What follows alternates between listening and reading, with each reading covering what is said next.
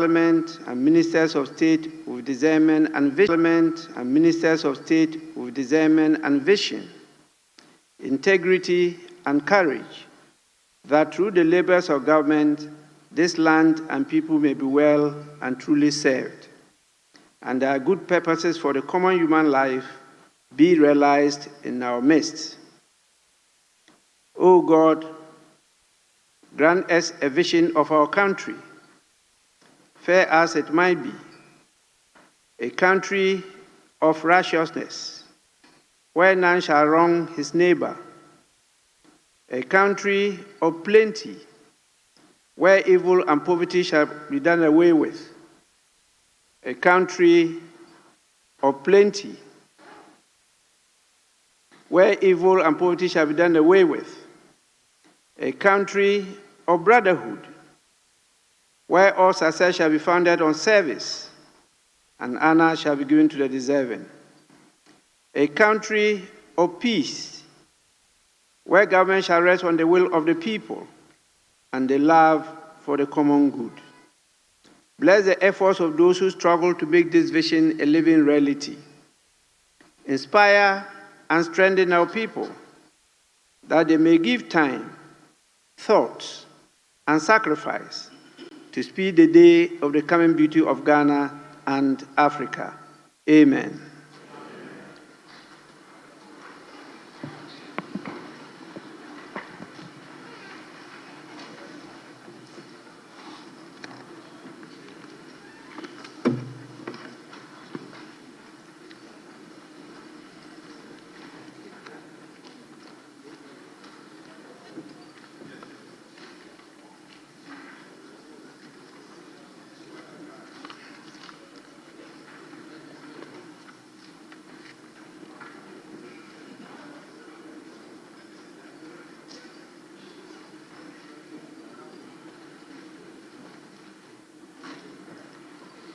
Honorable members, we'll take item 5.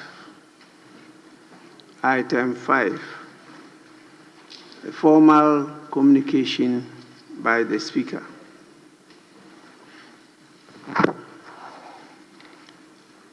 Honorable members,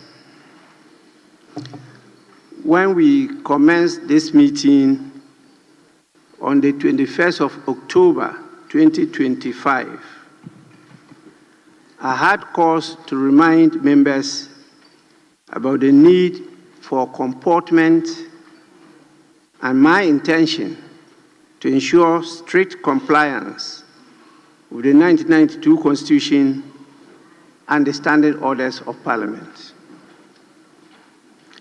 While honorable members are granted severe and several privileges and immunities, which serve as procedural guards, in fact, safeguards.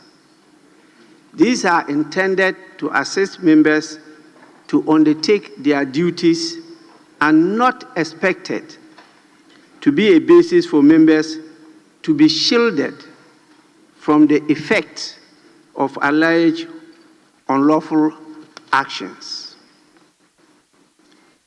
The report of attacks on a team from the National Anti-Illegal Mining Operations Secretariat, a task force which we all know has been established to combat illegal mining activities in the country, is most worrying. Also worrying is the fact that the attack was allegedly incited by one of our own, the Member of Parliament for Asitufi and the Legal Services Office, to provide all the needed support to the investigation by the Ghana Police Service within the framework of the 1992 Constitution, the laws of this country, and the standing orders of the House. I am made to understand that the member has voluntarily submitted himself to the Criminal Investigation Department of Ghana Police to assist in the investigation as many members have done in other cases under investigation. In fact, there are so many members of parliament that are under investigation, and my office has never shielded any member of parliament. And many have volunteered themselves without coming through my office. And so please, let it not be said anywhere that members of parliament are being shielded from the rule of law. Not at all. I have the copies and the list of the members involved. So while I commend this action of the member, I want to urge the Ghana Police Service to ensure that at all material times, the privileges and immunities of members, especially when the House is in session, are adhered to. It's for good reason that even if you are in the position to deal with a law enforcement officer, you cannot do that because that law enforcement officer represents the law and the country. And if you attempt to resist or even to lay hands on that officer, you are dealt with ruthlessly.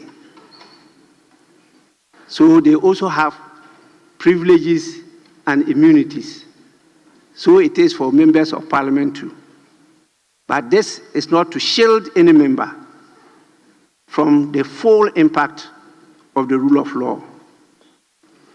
And I want it to be made clear once more that these privileges are not absolute. They must be exercised responsibly and in accordance with the laws of the minority leader. Minority leader.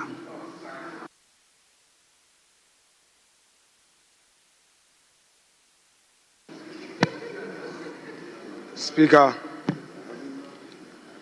let me thank you for the space to add a few words to what you have just said. Mr. Speaker, indeed, democracy provides that the actors must have an opportunity to politic, do politics, share ideas, and have their views, disagree and agree. It is, however, part of democracy also for the core issues of national discourse to be agreed upon by the active stakeholders in this process. Mr. Speaker, the matter you've just raised, Galamsey, is one thing that, for the want of a better word, I must say that we as political leaders, active stakeholders of this democracy, have failed. And I say so without mincing words. We must, as political actors, know that there are matters that we have to agree upon and nip it in the bud. My recent recollection of this matter dates me back to 2015 as a young member of the Finance Committee. Honorable Setekwe, Minister of Finance, as he then was, appeared before us and lamented how Galamsey was affecting cocoa production. But did the nation listen to him?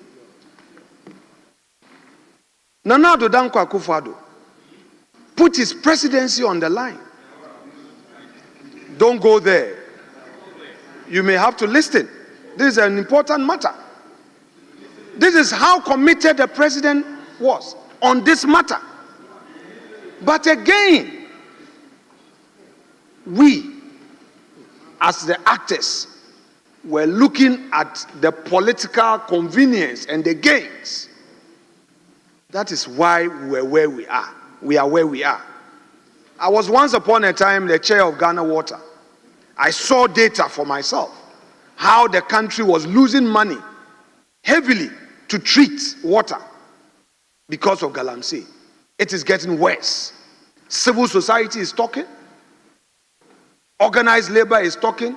Religious leaders are talking. But they know that in us is a vested authority, the people's representatives. Mr. Speaker, can we, as political leaders, for once, agree to stay the partisan approach on this matter and deal with it and let our citizens know that this is a matter that affects the country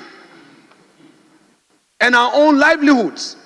Perhaps the medical practitioners are not sharing with us the revealing reports in the various hospitals enough. So it's like business as usual. Mr. Speaker, I would wait for another day where we would discuss this matter in detail. But I would, by way of conclusion, say that the issue of Galamsey calls for action, collective, not an NDC MPP affair, but a Ghana affair, so that it doesn't become like who you go to the area the people are mining, and then you say, oh, because you may lose election, you don't want to talk about it, or they will even push you to be lawless, all in the interest of votes that would end up in a coffin. Do we want to be burying people every weekend and all? Mr. Speaker, let me leave the rest for the leader of the House to put out for the records, and pray that that time will come for us to have a full discussion on this matter and send a strong message to the nation that enough is enough with the partisan approach on this Galamsey matter. Mr. Speaker, I thank you for the treasure space.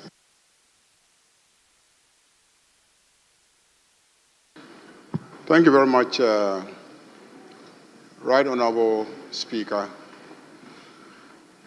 I listened to you carefully, and I thought what I heard was a formal communication on the question of the privileges of members of Parliament.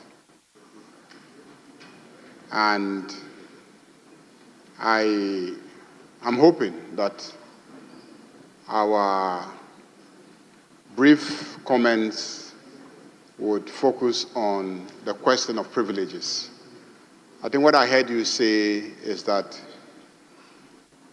you will not shield any member of this House when they are alleged to have committed offenses and the law enforcement agencies are seeking to investigate and establish whether indeed a crime has been committed for the purposes of being prosecuted or held accountable in any other form, shape, or manner. And you zeroed in on the specific instance of the alleged attack on the anti-Galamsey task force.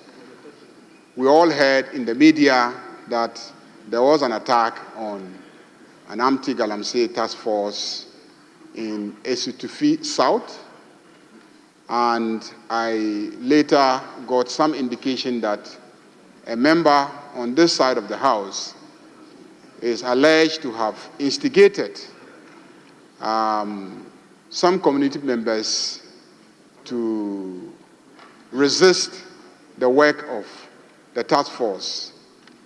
Mr. Speaker, let me indicate that yesterday I got a call from the Minister for the Interior, Honorable Muntaka, that the IGP needed the member for interrogation. I invited the member. He came to my office, and I was trying to reach Muntaka. I couldn't reach him, so ultimately I had to ask the member to go. If I reach Muntaka, I will call him back. Subsequently, Honorable Muntaka called me back. He was in a meeting when I was calling him. And I told him that I had invited the MP. He was ready to come see whoever he should see. But because we did not hear from him, I had dismissed him. So we scheduled that this morning, the member should be sent to the CID headquarters to meet with one of the deputy CID directors for processing. And so this morning, he went with our majority chief whip and his lawyer. They received him at CID headquarters, took him through the processes, and I received a call not quite long ago that he has been taken to court, and as we speak, he is actually in court being arraigned. And so let me also indicate that as members of parliament, we do not consider ourselves being above the law, that we are always ready to be held accountable for our actions and inactions. We passed the law establishing the law enforcement agencies. We approve the appropriations to finance them to carry out these assignments that we have assigned them. And we pass the laws defining the crimes, and also we invite them to this house, and we often try to hold them accountable for the extent to which they are enforcing the law. So we as members of parliament will not in any way, I believe, go out of our way deliberately to hamper the law enforcement agencies in the discharge of their duties. And I believe, I speak for all my colleagues, that at any time when any of us is alleged to have committed an offense, we will own up and we will be ready to defend ourselves and establish our innocence. And so, Mr. Speaker, just to assure you that MPs will do well to conduct themselves and Mr.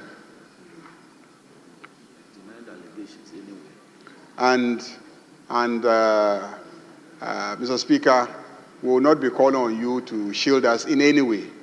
Lastly, Mr. Speaker, what I know is that the honorable member has flatly denied the allegations made of he instigating some community members against the law enforcement agencies, the military and the police. And I also got a call from the senior member that you alluded to, Honorable Collins Dauda. He called me from South Africa, and indeed he was very surprised because it happened in his constituency, and he was very surprised about the report that the media has put out there about what really happened. He was also of the firm belief that the report that he received is consistent with the claims being made by the Honorable Member of Parliament that he never instigated members of the communities against the law enforcement agencies. Be that as it may, he's handed himself over to the police, he's been taken to court, and Mr. Speaker, we are ready to go through all the legal processes. Thank you very much, Mr. Speaker.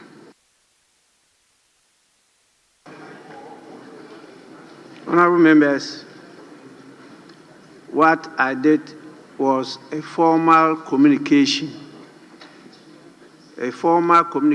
by me on a reported attack on a team of National Anti-Illegal Mining Operations Secretariat. It is not a formal communication on privileges and immunities. That was just in passing that I mentioned privileges and immunities. But as I said, those are not absolute. Honorable members, they are being investigated. They've not been convicted. And so we just want to erase the impression or perception that members are always being shielded from the due process of the law. You all know that we've never done that. It's just that because you hold some positions, just like the police, that's why I refer to the police too. That's why you refer to even the judiciary. They all enjoy some of these protections by the law. So the fact that you enjoy a protection doesn't mean you are above the law. That's just what I want to expatiate on and clarify, so that we don't all go under that cloud that the Speaker is always protecting members of Parliament from the due process of the law. I want to thank leaders for their comments, and then we proceed on to item 6. But before we do that, let me acknowledge the presence of our visitors. We have visitors from 3 institutions. The first is from Abra Asebu Kwamankese. There are 60 in number, and they come from the Abakrempa Senior High Technical School. They are led by the Assistant Head of Academics, Mr. Michael Kwajo Edua. Please, honorable members, you can see them at the public gallery on the left side of the Speaker. And on your behalf, I want to warmly welcome them to the House and to thank them for taking their time to come and see what we do here. And I believe they will also learn a bit from the visit, in spite of their very tender ages. This is one of the processes we set in place. It's in motion to capture them young, so that in future, as I keep on saying, they will perform better than this. So you are most welcome. You may now resume your seats. The second group is from the Heritage Christian University, and they are coming from Amasaman, 13 in number. They are led by the Speaker of the SRC group. I told you people I have colleagues all over the country. So today one is here. He's the Speaker of the SRC group. And so you see the fire is catching on. So many areas are forming parliaments and having speakers. And it's something that you should all encourage and support. The leader is Mr. Hope Huze, and they are also at the left side of the Speaker. You are most welcome, and this is your house. Anytime you get the opportunity, you can even come as an individual, not as a group, so that together we share the commitment to make sure that democracy is entrenched in our system of governance. You are most welcome. You may resume your seat. The third group is from the Ghana National Association of Teachers. Those who made it possible for us to be here. The teachers. That is the father of all professions. And I know you treasure them very much. There are 47 in number, and they are from the Kwabre East constituency. The leader of the group Mr. Richard Ampedu is the one who has led them here. Sir and Madam, you are warmly welcome. I treasure my teachers very well because they made it possible for me to be here and to be a speaker. So we are extremely grateful to what you are doing, in spite of our failure to be able to remunerate you well. Don't worry, it's not the heaven that you get your reward. You will get it here. You get it here. If democracy works well, you get your reward here. So we are happy you are here to learn, to assist us, to make sure that democracy actually works and produces the dividends that can be equitably shared to all. So you are welcome, and please resume your seat and see what is going to happen next. Honorable members, votes and proceedings. We start with the correction of the votes and proceedings of Friday, 31st October 2025. Page 1.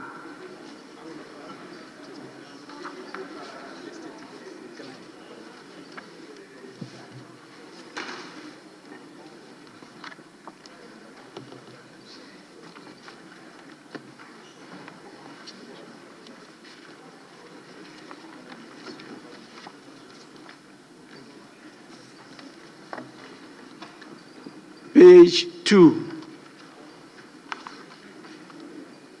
Page 3. Page 4.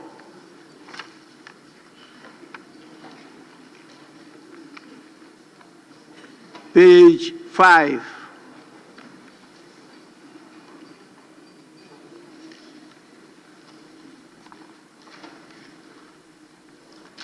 Page 6.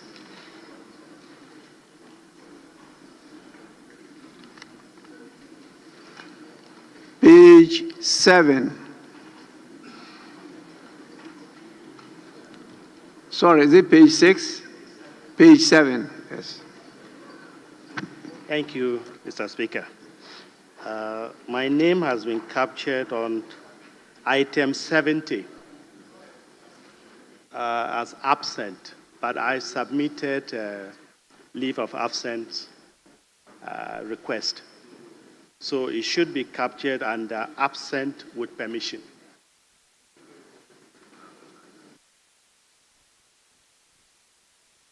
Honorable member, it doesn't necessarily mean that when you submit your leave of absence, you've been granted permission. It doesn't mean that at all. Kindly follow up to see whether permission has been granted. When it is granted, draw the attention of the table office so that they can correct this. If it is not granted, it means you are absent. So members, don't just file your leave of absence and take it for granted that the permission has been granted by the Speaker. Please. Yes. Mr. Speaker, on the same page, I've been captured as absent without permission, but I was absent on the committee assignment. The same page you are talking about, it talks about people absent. They didn't add without permission.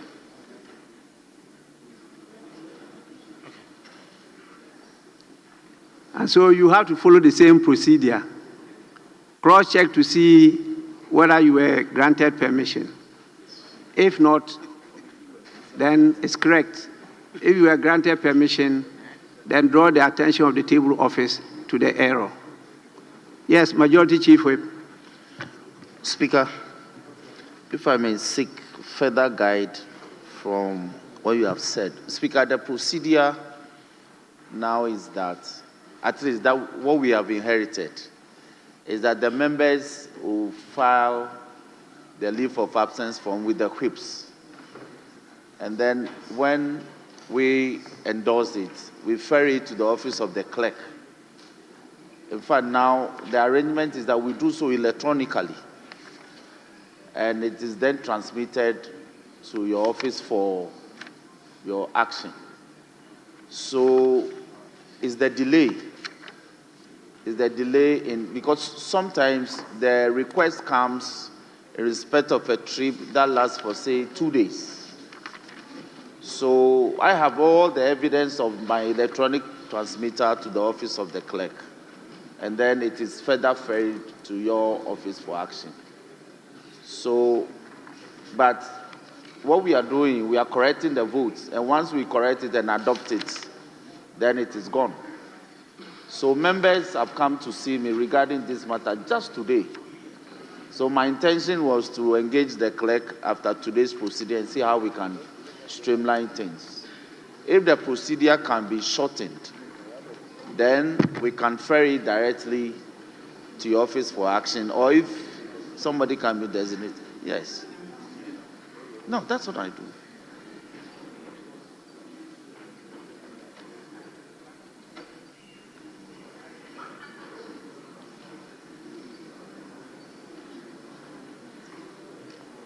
Yes.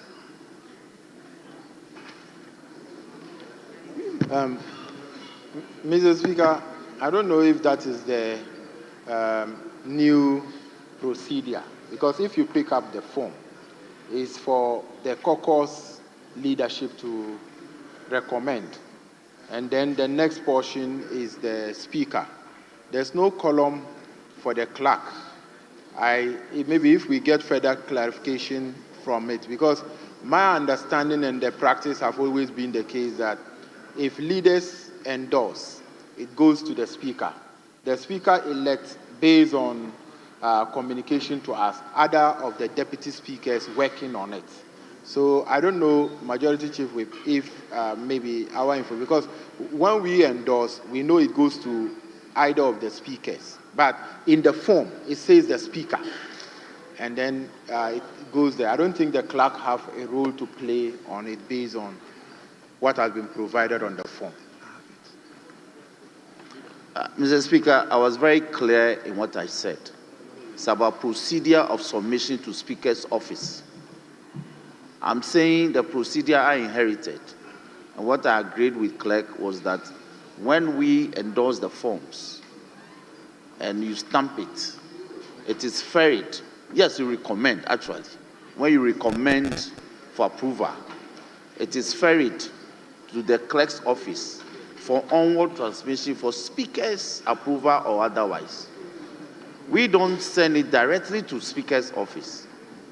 So this can be streamlined. I don't think we can litigate this matter. I didn't indicate that the clerk has a role to play by signing a portion, or there's a portion indicated for his signature or otherwise. I'm only talking about Honorable members, you don't need to split hairs over this.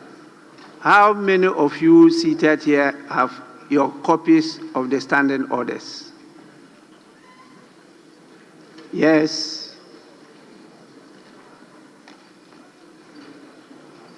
Yes, I can see. Yes. Please, standing orders, it could be on your phone or whatever. Can you all read Order 15? Order 15.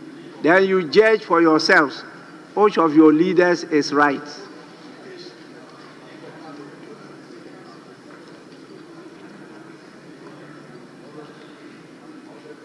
I think on a daily basis, I have to be conducting an exam on these standing orders.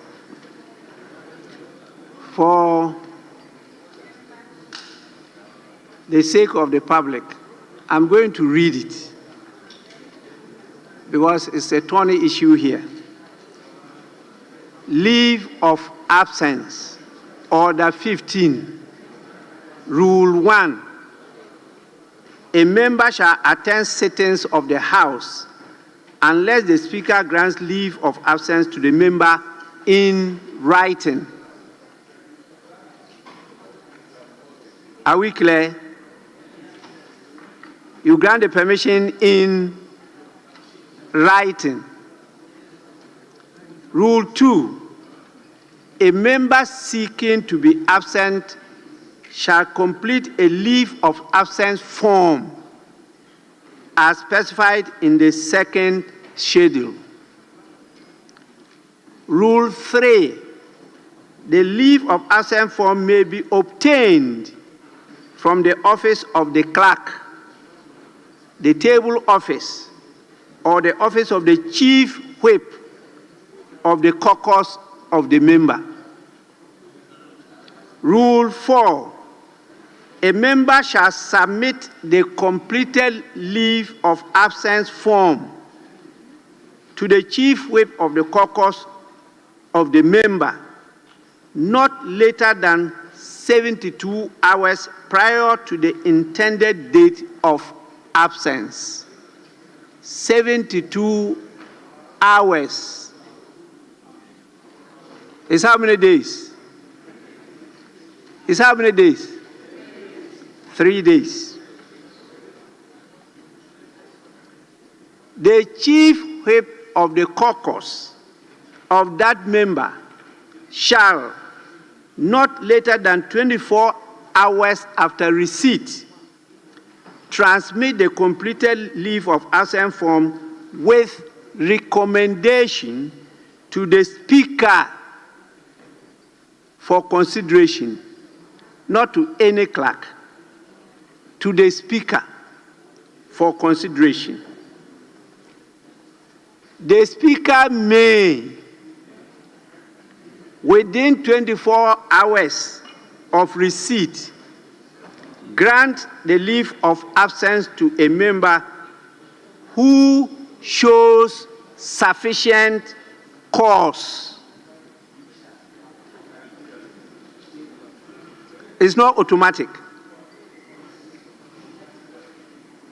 So if you submit a leave of absence form to me and state that you are visiting your girlfriend, I should grant you leave of absence.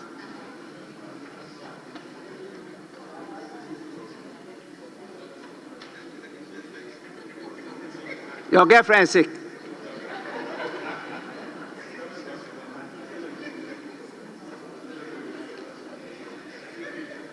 So please,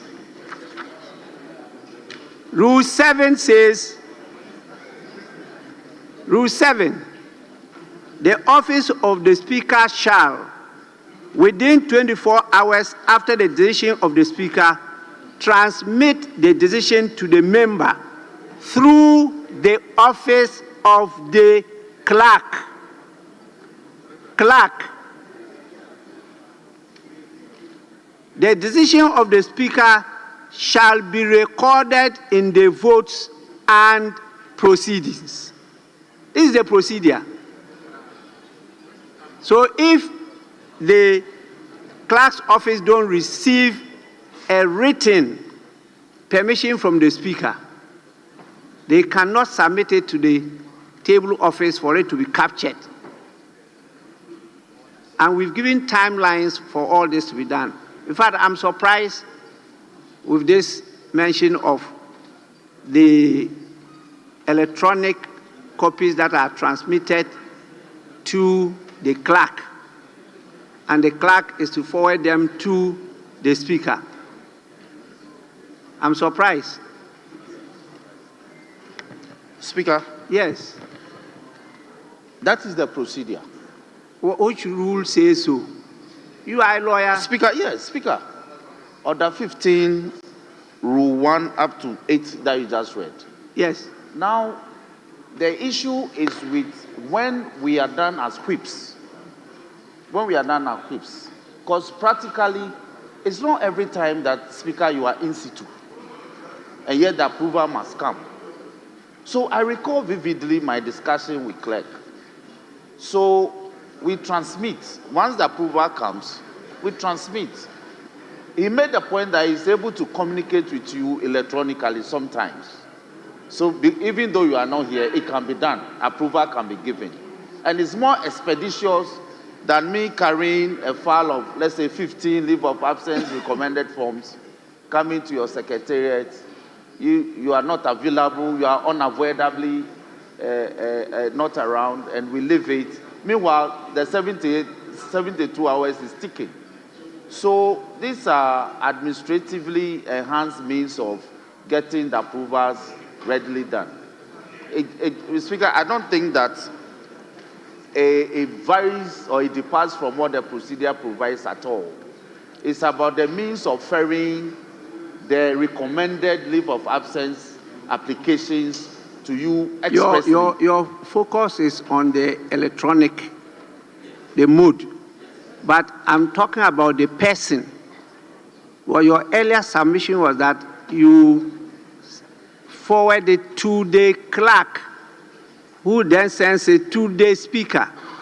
And I'm saying it's not so by the rules. In fact, that was what Honorable Habib also stated, that it is direct from you, the Chief Whip, to the speaker, not to clerk. It's when the speaker grants the permission that the speaker then sends it to the clerk, because the table office is under the clerk. That's part of the office of the clerk. And that is after the speaker has agreed with you that you've shown sufficient cause to be granted the permission. And that's why I cited that if you write to tell me that you are going to visit your girlfriend, I should give you permission. You think I should give you? Even if she is sick, you cannot. I won't grant you that permission. Please, just follow the procedure. And if you see that, because we put structures in place, I don't need to be present. And I've communicated to you, leaders, as to who I have put in charge of that process. May we move on now? Page 8.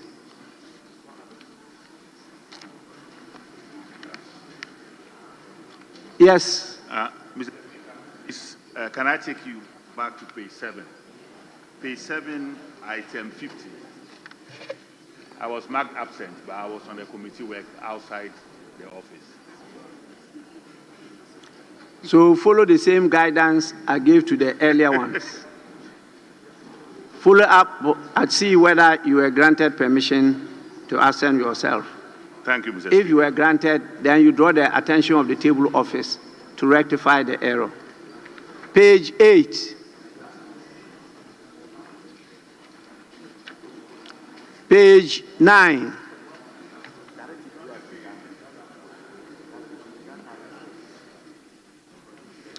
Page 10.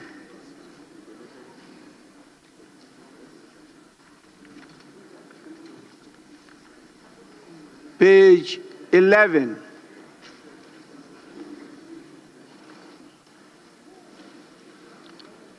Page 12.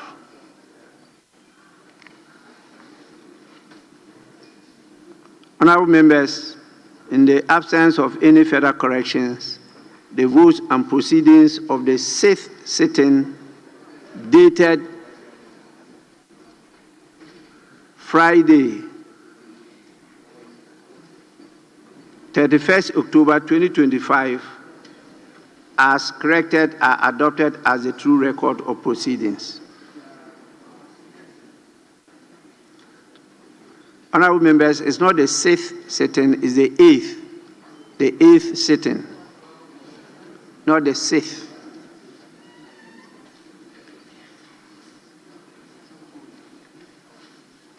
I don't have any copy of the official report. And so we proceed to the next item on the order paper.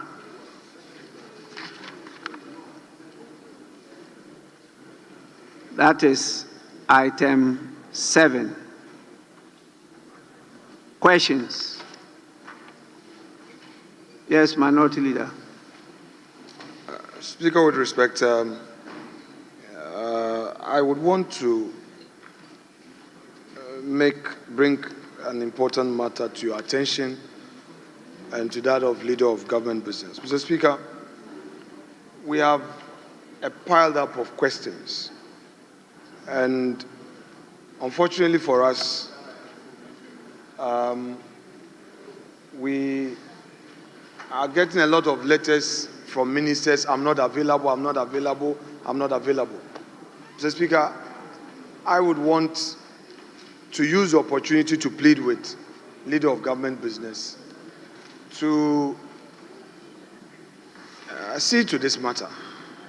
Because, Mr. Speaker, if members have their questions some time bound and ministers are not available and it's all about I'm not available, and some of these letters come the last minute and it get communicated to leadership, it makes life quite difficult. Mr. Speaker, the ministers owe a responsibility to this House. Mr. Speaker, I will not belabor. Yes, Majority Leader. Yeah, thank you, Mr. Speaker. Mr. Speaker, we discussed the issue of scheduling ministers at Business Committee on Thursday, and we agreed that we should always try to ensure ministers are aware before we schedule them. And if they are not available, they can indicate a convenient date. And so I have not received letters. In fact, I've just received communication from the Minister for Roads, who we all know is very punctual and comes to answer all questions, that, for instance, tomorrow he has some questions, but he has to be in Solar Tuna Kalba area for salt cutting, so he will not be able to make it. He wants his questions rescheduled to Thursday. So those type of indications come. The minister who is scheduled to answer questions today was supposed to come last week, but then she requested that we schedule her today, and today she is here to answer all the questions. Mr. Speaker, I think that we have been doing well with scheduling questions. All questions are being asked. Indeed, last week, there was even a question asking the minister how many shrines we have in Ghana. There was a question about the number of shrines we have in Ghana. You were not there. Your side had opportunity to ask all sorts of questions, including how many shrines are in Ghana. And the minister was here to answer to the question of how many shrines are in Ghana. So I can assure you that the ministers are always available to answer questions. If they cannot make it for some reason, they have to write. And when they notify us, we reschedule them. So I don't think there's a problem with ministers, showing up to answer questions. It's normal business. If you are not available, you write, and they write.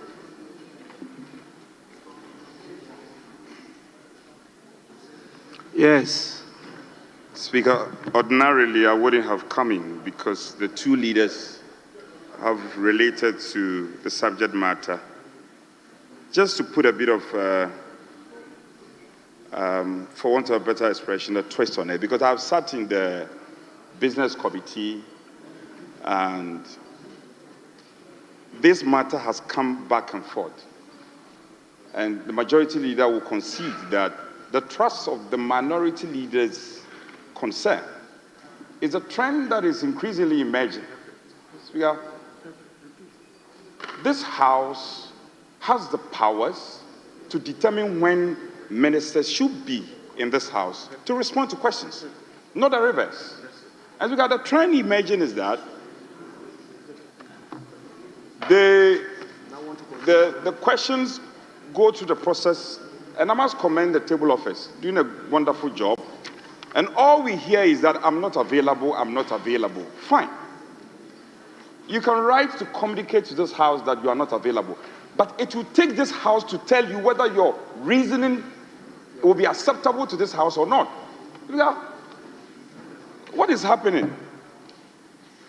Now, and he mentioned the the road minister, in fact, as for the road minister, in fact, if there is any minister who is always in the chamber, with the greatest respect to my colleagues who are ministers, the road minister is always here. We are not overly simplifying this matter and revolving it around the road minister. And majority leader, look into my eyes and listen. Listen to me. Majority leader, listen to me today. When the majority leader talks about a member asking questions about a number of shrines, do you know what we are seeking to do? And that's very typical of him. He will try to trivialize the matter and then off we go. No. No. Because the time for the ministers to respond to questions has to be determined by this House. Why? You want to take over our oversight powers, you want to take it. Second Deputy Speaker to take the chair. So this matter, we will have to exhaust it. We will have to exhaust it. So I'm simply saying that we must set the date, and that has been the practice of this House. And where the ministers cannot attend upon the House, they must write. That is the basic process and practice. The ministers might write to us, and the House will determine whether to accept or not. Where the minister cannot come, his or her deputy should be able to come to this House. So we have questions piling up, a number of questions that are piling up, and we are not getting answers. It's worrying.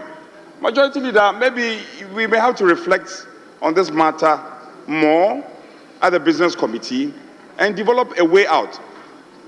We cannot leave these questions hanging. No, it cannot be. And not, no, I'm not, yes, no, we will allow, it's a matter we have to talk about. We will allow our colleague, our respected minister, we will allow her. So, Mr. Speaker, I'm inviting you to direct, and the powers of the Business Committee are defined. The Business Committee cannot take a decision for plenary. No, we cannot. You can only come with a proposed program subject to an endorsement by plenary. So, Majority Leader, with respect to you, when you say that the Business Committee, you know, you are a respected lawyer, we respect you. You are going beyond your powers. So, the Business Committee will have to look at this matter again. And Speaker, we insist, we on this side of the House insist. Not too long ago, you were here. You were asking all the questions. Why are you shielding the ministers? Speaker, I want to look into the eyes of the Majority Leader, Mr. Majority Leader. Why are you shielding your ministers?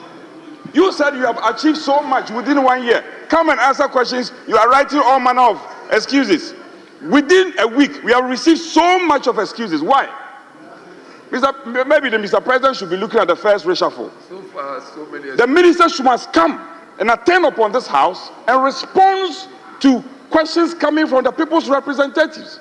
We on this House cannot take it lightly. So, Majority Leader, now you are looking into my eyes.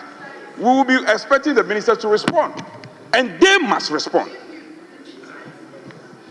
Leader, I think the minister is here. Mr. Speaker, the minister is here, yes, but the Majority Leader must tell us something. You should know your friend Kwame Abuja is also sitting here. No, Mr. Speaker, I'm not talking about the road minister. The road minister is an exception. He knows. In terms of his presence in this House and delivery, the road minister, even though my road is not done, that's fine. But he's always here. Mr. Speaker, the road minister is always here. So, Majority Leader, I beg you. We may have to look at this matter again at the Business Committee and maybe structure a roadmap. Yes, Leader. Mr. Speaker, in all this, he hasn't displayed to this House one single letter asking for extension of time by any minister. Not one single letter. He has not shown one single letter. And yet he has said more than 100 times since he was on his feet that ministers write letters asking for postponement. He hasn't shown one single letter from a minister asking for postponement. Evidence. You see, the reputation of a whole group is at stake here. That is the ministers. Some of the highest placed appointments in the country. And when you stand here and say that when they are asked questions, they write letters seeking postponement and etc., stating that they are unavailable, and you don't display one single letter, it's not good. It's not fair to them. So please, show me the letters. No letters. And I'm not saying that you ask trivial questions. No. I didn't say that. No. I'm saying that you are free to ask all sorts of questions. And that you even asked a question about the number of shrines in Ghana. I said last week, you wanted the Minister for Local Government to tell us how many shrines we have in Ghana. And the minister came here and gave an indication that he didn't know the number of shrines we have in Ghana. I'm giving an indication of the type of questions you ask and how those questions are transmitted to the ministers, and the ministers come and answer those questions. I'm not trivializing your questions. You ask a question about how many shrines we have in Ghana. And the Minister for Local Government, Rural Development, and Religious Affairs left his office, came here and answered the question. So please, ministers do show up and answer questions. Where they are unavailable, they indicate that because they also have responsibilities. And I just gave you an example. The Minister for Roads and Highways is sitting here. He is scheduled to answer questions tomorrow. Then he has to go and do sword cutting in the Savannah region. And so he's just asking me if I can reschedule his questions to Thursday. And I just agreed with him. He says, I said he should write. And he's written. But when there's good cause, the rules are clear. Let me just read the rules again. Rule 77. 1, 2, 3. A minister, a member, or the head of an independent constitutional body shall, by order of the House, attend a sitting of the House to answer a question. Question time shall ordinarily not exceed 1 hour, except that the Speaker may permit a question after the expiration of the time stated. Sub-rule 3 is where I really want to focus on. A minister, a member, or the head of an independent constitutional body shall not take more than 3 weeks, upon receipt of a question from the House to respond to the question. So ministers have 3 weeks upon receipt of the question.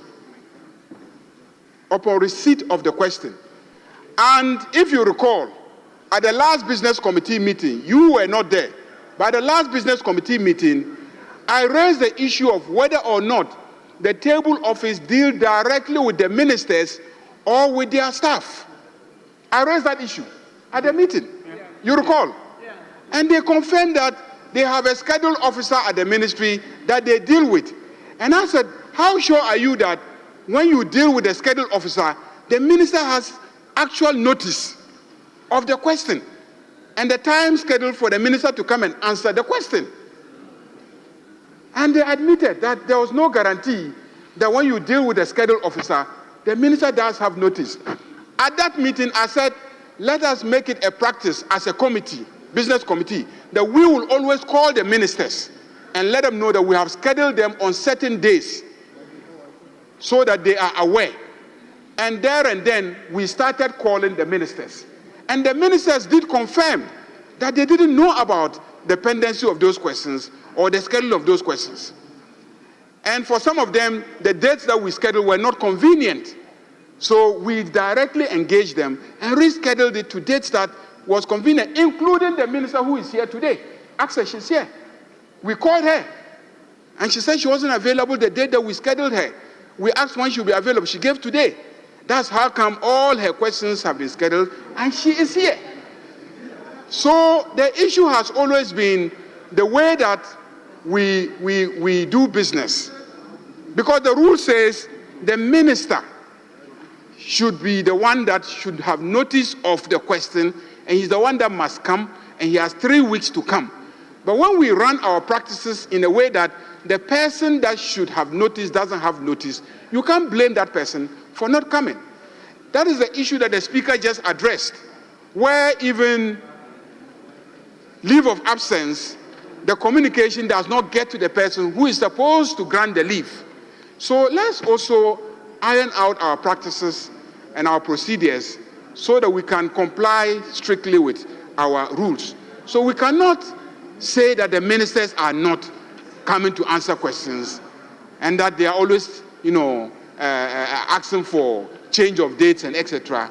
Because the rule is that we engage them, we agree with them when they can come, but then they have 3 weeks within which they must come.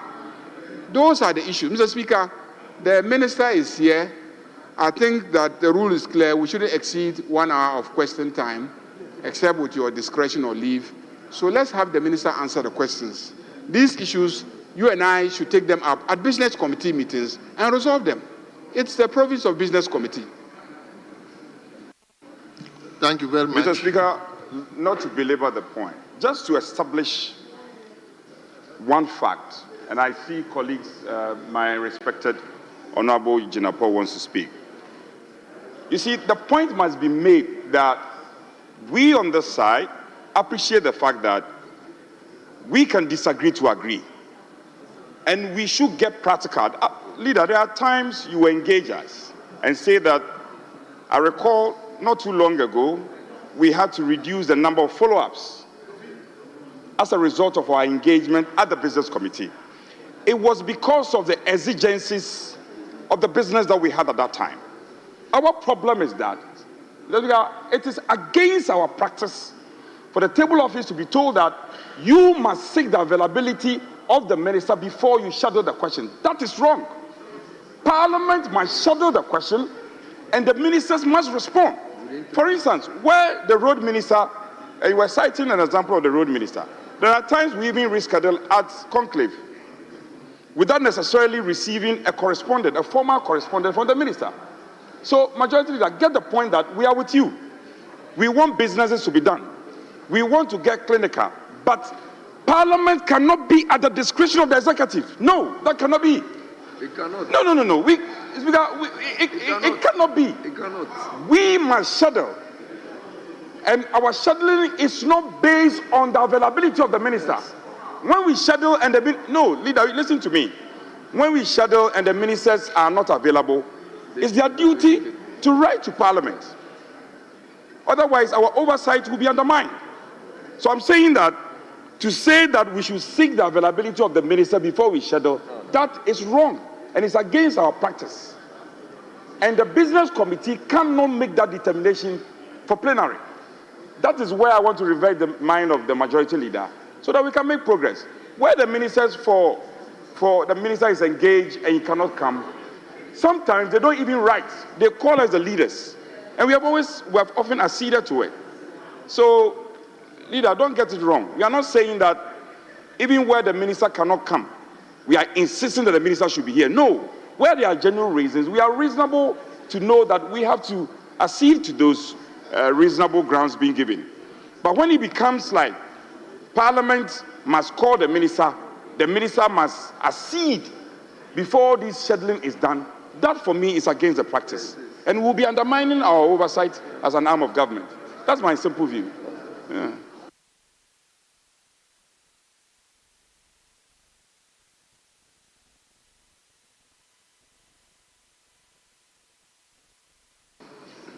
Mr. Speaker, the point being made is not that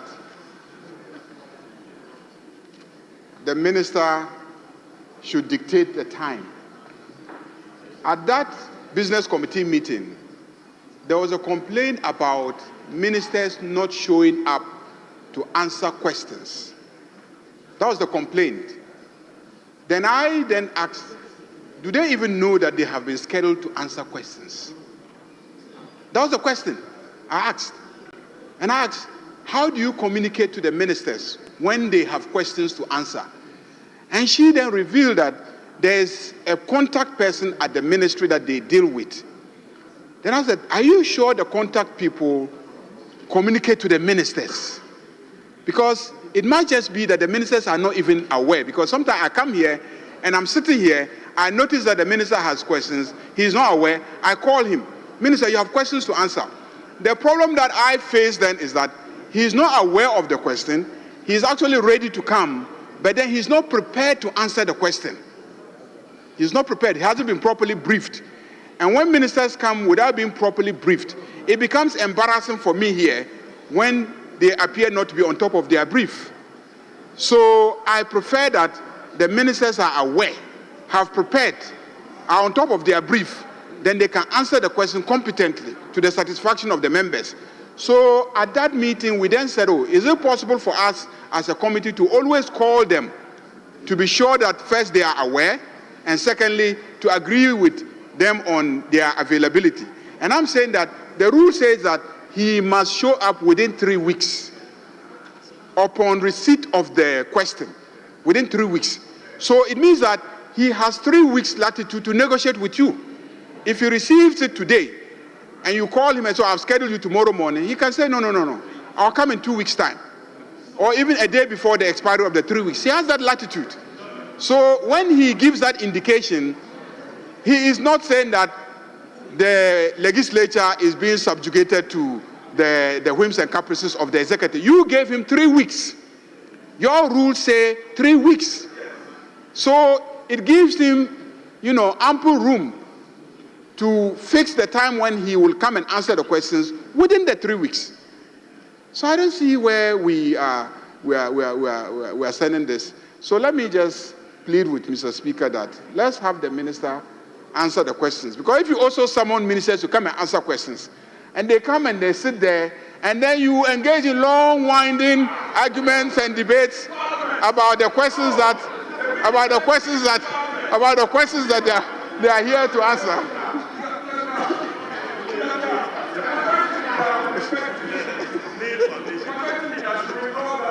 Well.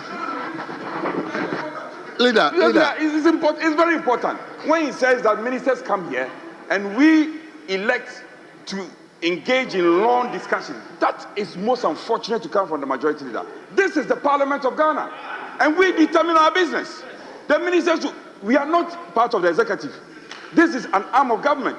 Now I'm talking to ministers. Yes, I'm talking to ministers. But incidentally, he's also a member of Parliament. So, Mr. Speaker, that comment is most unfortunate. To say that we engage in long, winding statement. Oh, majority leader Abba. One Abba. Oh, you made a fantastic point. That one is unfortunate. Redraw that part. This is Parliament. Everything here we say, we speak to makes sense. It makes sense. Everything we are saying here is important. Long, winding debate is important. But the leader, ministers must contain us. Leader, about 80% of the ministers are already members of Parliament. So once they come here, they come their home to do business. Being a minister is just an additional responsibilities. So just saying we allow them to sit there, I don't think that was right. Because they've come to their house and they are coming to do business. Irrespective of the fact that they are ministers, they've come as members of Parliament. So they are not here being wasted time. So on that score, I don't think I'll be with you. Mr. Speaker, there can be long winding arguments that are very, very intelligent and sensible. Very intelligent, sensible, long winding arguments that educates members of this House, engages us, excites us. So, Mr. Speaker, I'm not even saying that the arguments are not sensible. They're very sensible. Yes, they can be long. It is good. I'm just encouraging us when we summon the ministers and they come, of course, they are members of Parliament and should ordinarily be here as members of Parliament. But don't forget that our Constitution has partially merged the executive with the legislature. And so we have members of the executive who have executive functions, at the same time have legislative functions. And Mr. Speaker, we know the cost of running government. And we know that it has been very costly. And so when we reduce the size of the number of ministers, we must also accompany that with greater efficiency in the use of ministers' time. That is all that I'm pleading for. That when they come, let's have them answer their questions so that they can get back to work at the ministries. Okay, Minister, I'll call you, but I think Honorable Jinapor has indicated to speak. So, Honorable, let's be snappy before I get to the Minister. Thank you, Mr. Speaker. Mr. Speaker, thank you for the opportunity to contribute to this very important discussion. Mr. Speaker, the majority leader talked about all sorts of questions, and referred to a question which sought to ask the minister the number of shrines in Ghana. Mr. Speaker, may I refer the House to Order 85-1. Mr. Speaker, I read. Order 85-1 states, the Speaker is responsible for the admissibility of a question. Mr. Speaker, therefore, any question which is scheduled and asked in this House must pass the admissibility test. And is the Speaker who determines which question is admissible or not. And Mr. Speaker, I want to believe that you have a criteria and you have a very high standard in determining whether a question is admissible or not. So, Mr. Speaker, with the greatest respect to the majority leader, there cannot be all sorts of questions. Mr. Speaker, the questions that are admitted by Right Honourable Speaker are questions that the Speaker, pursuant to Order 85-1, has determined that are questions which are relevant, are questions which ministers must spend their executive time to answer, and are questions which further the interest of our country. So, Mr. Speaker, I would regret to suggest that a particular question is a sort of question, and that if somebody wanted to know the number of shrines in Ghana, somehow or rather, is a sort of question or a trivial question. The Speaker has finally, Mr. Speaker, finally, when you look at Order, Mr. Speaker, when you look at Order 77, Mr. Speaker, Order 77 sets out clearly the procedure to be adhered to for ministers to answer questions. 77-1, 2, 3. It sets out copiously the procedure to be followed. Mr. Speaker, in all humility and modesty, when we were on your right-hand side and we had the privilege to serve in government, Mr. Speaker, I have spent 4 or 5 hours in this House before to answer questions. My brother, Honorable Asensubuachi, tells me that he's also spent sometimes 6 hours, 7 hours to answer questions. Mr. Speaker, and if we ever by some, Mr. Speaker, you get here, you are scheduled, you get here at 10 o'clock, sometimes 2, 3, 4 o'clock is the time that you are admitted. And you spend 3, 4 hours answering. But what is the point? The fundamental point I seek to make, Mr. Speaker, the fundamental point I seek to make, and when we missed questions, there was a whole brouhaha. The fundamental point is this: answering questions before the House, Mr. Speaker, the principle behind it is accountability. And that is the point the Minority Chief Whip is making. It is the extent to which we take the business of the House serious. So, Mr. Speaker, I think that the majority leader is right. Thank you. Is right in saying that we should allow the Minister of Fisheries to answer her questions. Thank you. But the fundamental point is that admissibility is by Speaker, and answering questions goes to the root of accountability. And finally, the windy arguments, the majority leader has most of it. He takes a bigger bite of the windy argument. Thank you, Mr. Speaker. Kojo,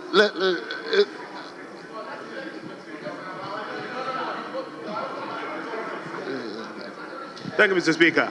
Mr. Speaker, on a point of elucidation, Order 77-1, I think we have to... I'll come to you, please. Yeah, on a point of elucidation, Order 77-1, and I think we need to pay attention to the language. the office can, increase the volume of the microphones. It's a bit low. Mr. Speaker, Order 77-1. I think we need to pay attention to the language that the standing order uses.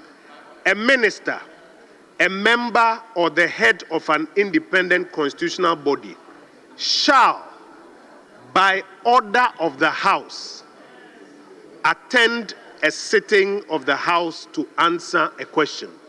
The spirit of this standing order is not to suggest that it is a negotiation or it is a request or it is a plea or a favor that a minister is doing this House to attend upon it to respond to questions. In fact, properly speaking, it operates as though it is a summons, except that there's a period within which notice is given for the minister to prepare. And so, Mr. Speaker, just to say that we should be careful about this interpretation that suggests as though, we have to negotiate with ministers and as and when they can, they attend upon this House. The proper language is that it's by order. Thank you, Mr. Speaker. I think the majority leader has, I think it's almost the same thing. If you, by order, but if indeed the time the question gets to the minister is not available. So we need to, obviously we need to negotiate it. Yes. Mr. Speaker, I don't think there is any disagreement here. By order of the House, a minister must come here and answer questions. If it's an urgent question, it is treated differently. If it's an oral question, it is treated differently. But the same standing order says that he has 3 weeks. He has 3 weeks upon receipt of the notice. Upon receipt of the notice, he has 3 weeks or she has 3 weeks. So if I, as head of government business, leader of government business, say, let me engage with the minister within that 3 weeks to see when the minister is available to come and answer the questions. Mr. Speaker, once your own rules say the person has 3 weeks, the person has discretion within the 3 weeks. I didn't make the rules. The rules say the person has 3 weeks. It means that if I say come next week, say, no, let me make it the following week. I'll be better prepared because you ask questions about facts. So for instance, if you ask a question such as, how many shrines are there in Ghana? It takes time to count shrines.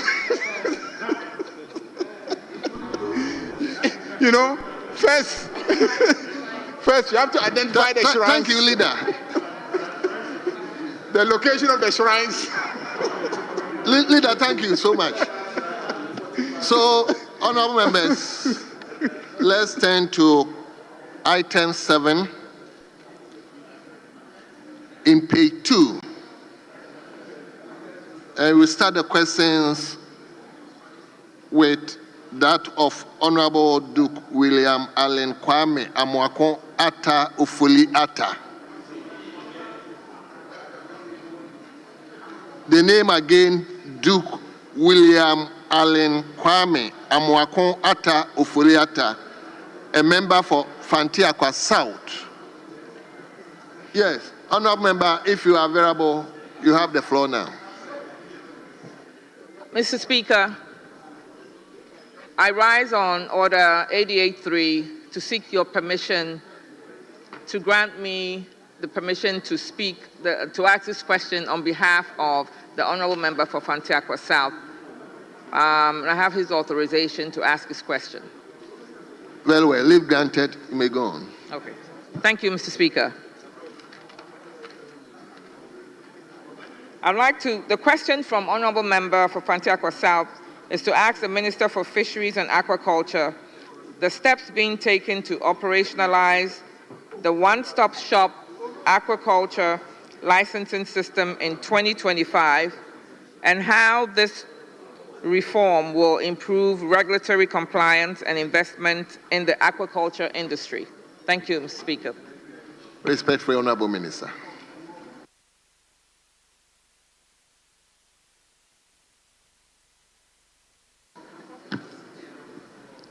Right Honourable Speaker, the Government of Ghana acknowledges aquaculture's role in food security, employment and economic growth.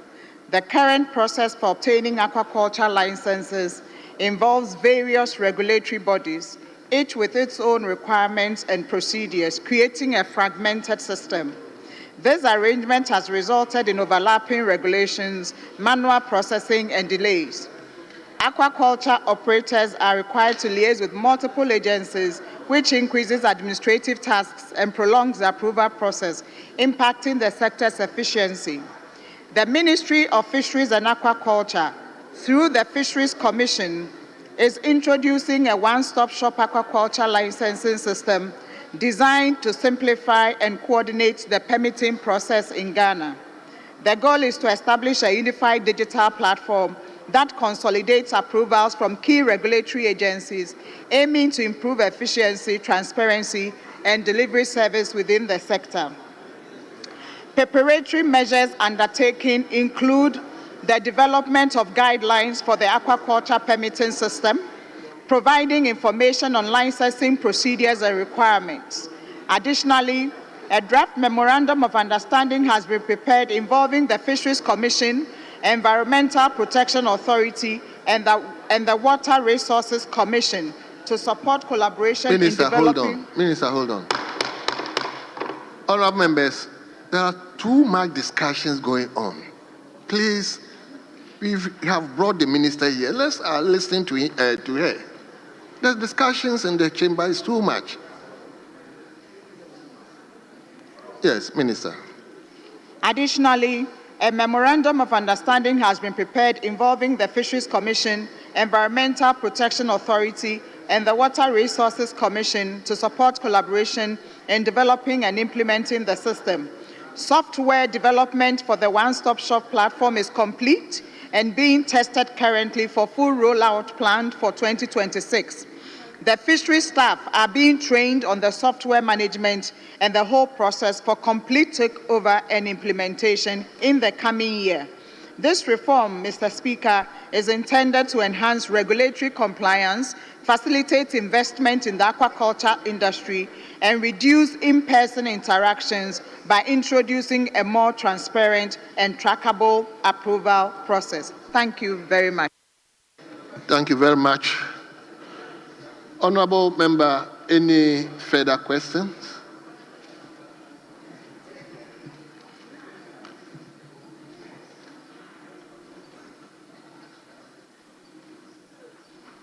Yes, honourable member for Bosome Frehon.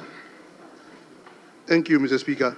Mr. Speaker, I first and foremost want to commend the government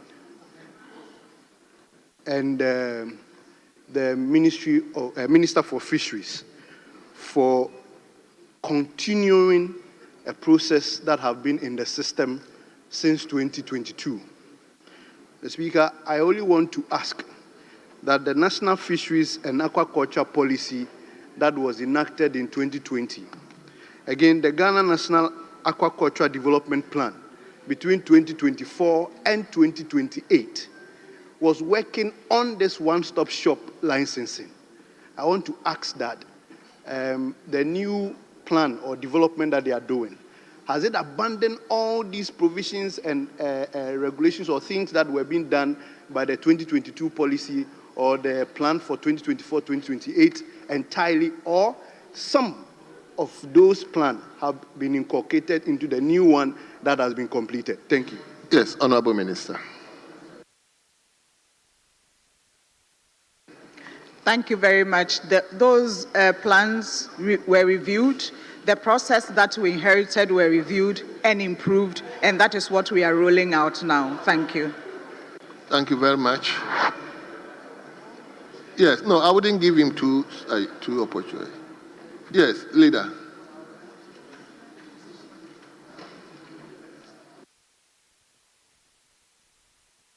Mr. Speaker, the Minister tells us that this one-stop shop aquaculture licensing system in 2025 has seen some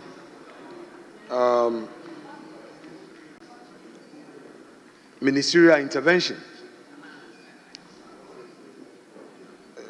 May I know from her what exactly she means by one-stop shop aquaculture licensing system? Yes, Honorable Minister. Thank you very much. By statute, it's the Fisheries Commission, the Ministry of Fisheries and Aquaculture, that supervises aquaculture. However, to get a license, there are a number of different entities in Ghana that have to do their part. So you have to get some license from EPA, you have to have Fisheries Commission itself license you, and you have to have the Water Resources Commission also do their bit. What is happening is that increasingly, people who are interested in investing in aquaculture have to go between and among all these agencies running around. In fact, one of the farmers said to us that the Fisheries Commission that provides more help to his enterprise, he pays less to Fisheries Commission than to EPA and to Water Resources Commission. So the one-stop shop licensing regime is developing a platform that brings all these licensing processes at a place, at one place. So you can even sit in your bedroom and put in your requirements as each entity requests of you, and the process is done and you get your license. We are doing this together. So EPA, Water Resources Commission, and Fisheries Commission have been working closely together in developing the one-stop shop licensing permits regime. Thank you. Thank you very much, Honorable Minister. Yes, Leader. Speaker, with respect, the Minister's explanation takes me to the point she herself raised in respect of the platform that is going to be used to achieve this. She tells us that there is a software that has been developed to achieve this. May I know from her the costs involved in this? As you may be well aware, the program started somewhere 2022, and some costing was done. Is she able to tell us whether the previous cost is being maintained, or that the ministry has arrived at a new cost for this particular procurement? Yes, Honorable Minister. Indeed, there was very little progress done from the reference point of 2022. We've had to sort of revamp the whole process. But as I stand here right now, I do not have the actual figures. If Parliament permits, I'll provide it later. Mr. Speaker, with respect, I think it is only fair to oblige the respected minister to make the costing available at a later date, since she's committed for Hansard. So I would oblige her. But may I know whether it's the procurement of this software went through competitive tendering, or it was sole sourcing, and if so, whether PPA was at all involved in the processes that arrived at this decision? Very well. Thank you, Minister. Thank you very much. As my answer stated, this work was done through the Fisheries Commission. I will come back to you with answers to your questions. Thank you. No, that is in respect of the procurement. Okay, very well. Yeah, Honorable Minister, Mr. Speaker, question time is not a platform or a time for debate. But you see, when the minister herself gives us information, the presumption is that all the facts are at her disposal.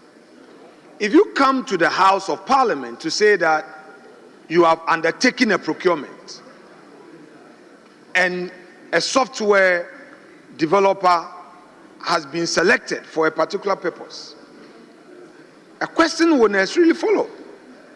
So if you now say that you don't know, it becomes a problem. I want you to provide clarity on this matter. Is it that you would want to come at a later date with the details of the procurement for this House to peruse? Because this is critical, with respect. Leader, I don't think he said he doesn't know. Mr. Speaker, that's why I'm saying clarity. Mr. Speaker, that's why we are having this engagement. Clarity, with respect. Thank you, Mr. Speaker. So let me assure you that the proper procurement processes were followed, have been followed throughout since I assumed leadership of this ministry, this sector.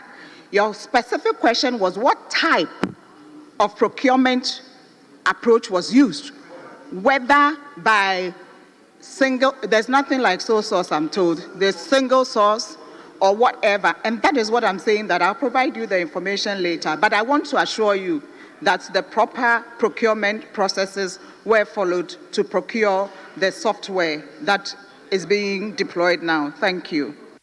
Mr. Speaker, to bring a closure to this, since we always want to encourage our countrymen and women to be players in the private sector, may I know from the minister, in view of the answer given, whether or not this software which was procured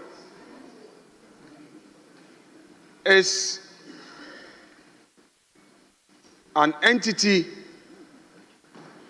within our jurisdiction. In other words, simply put, is the software provider a Ghanaian?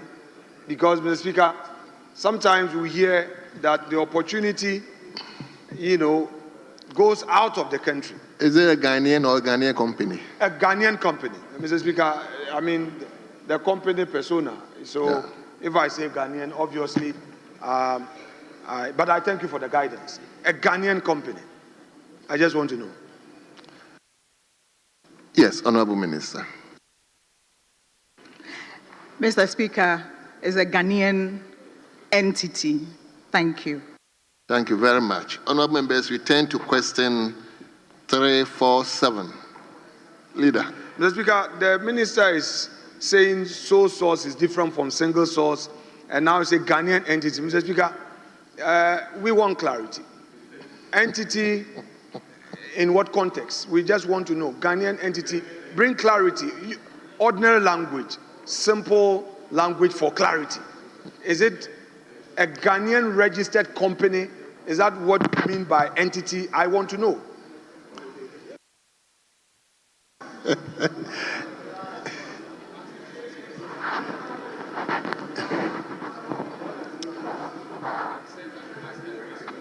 Yes, Minister.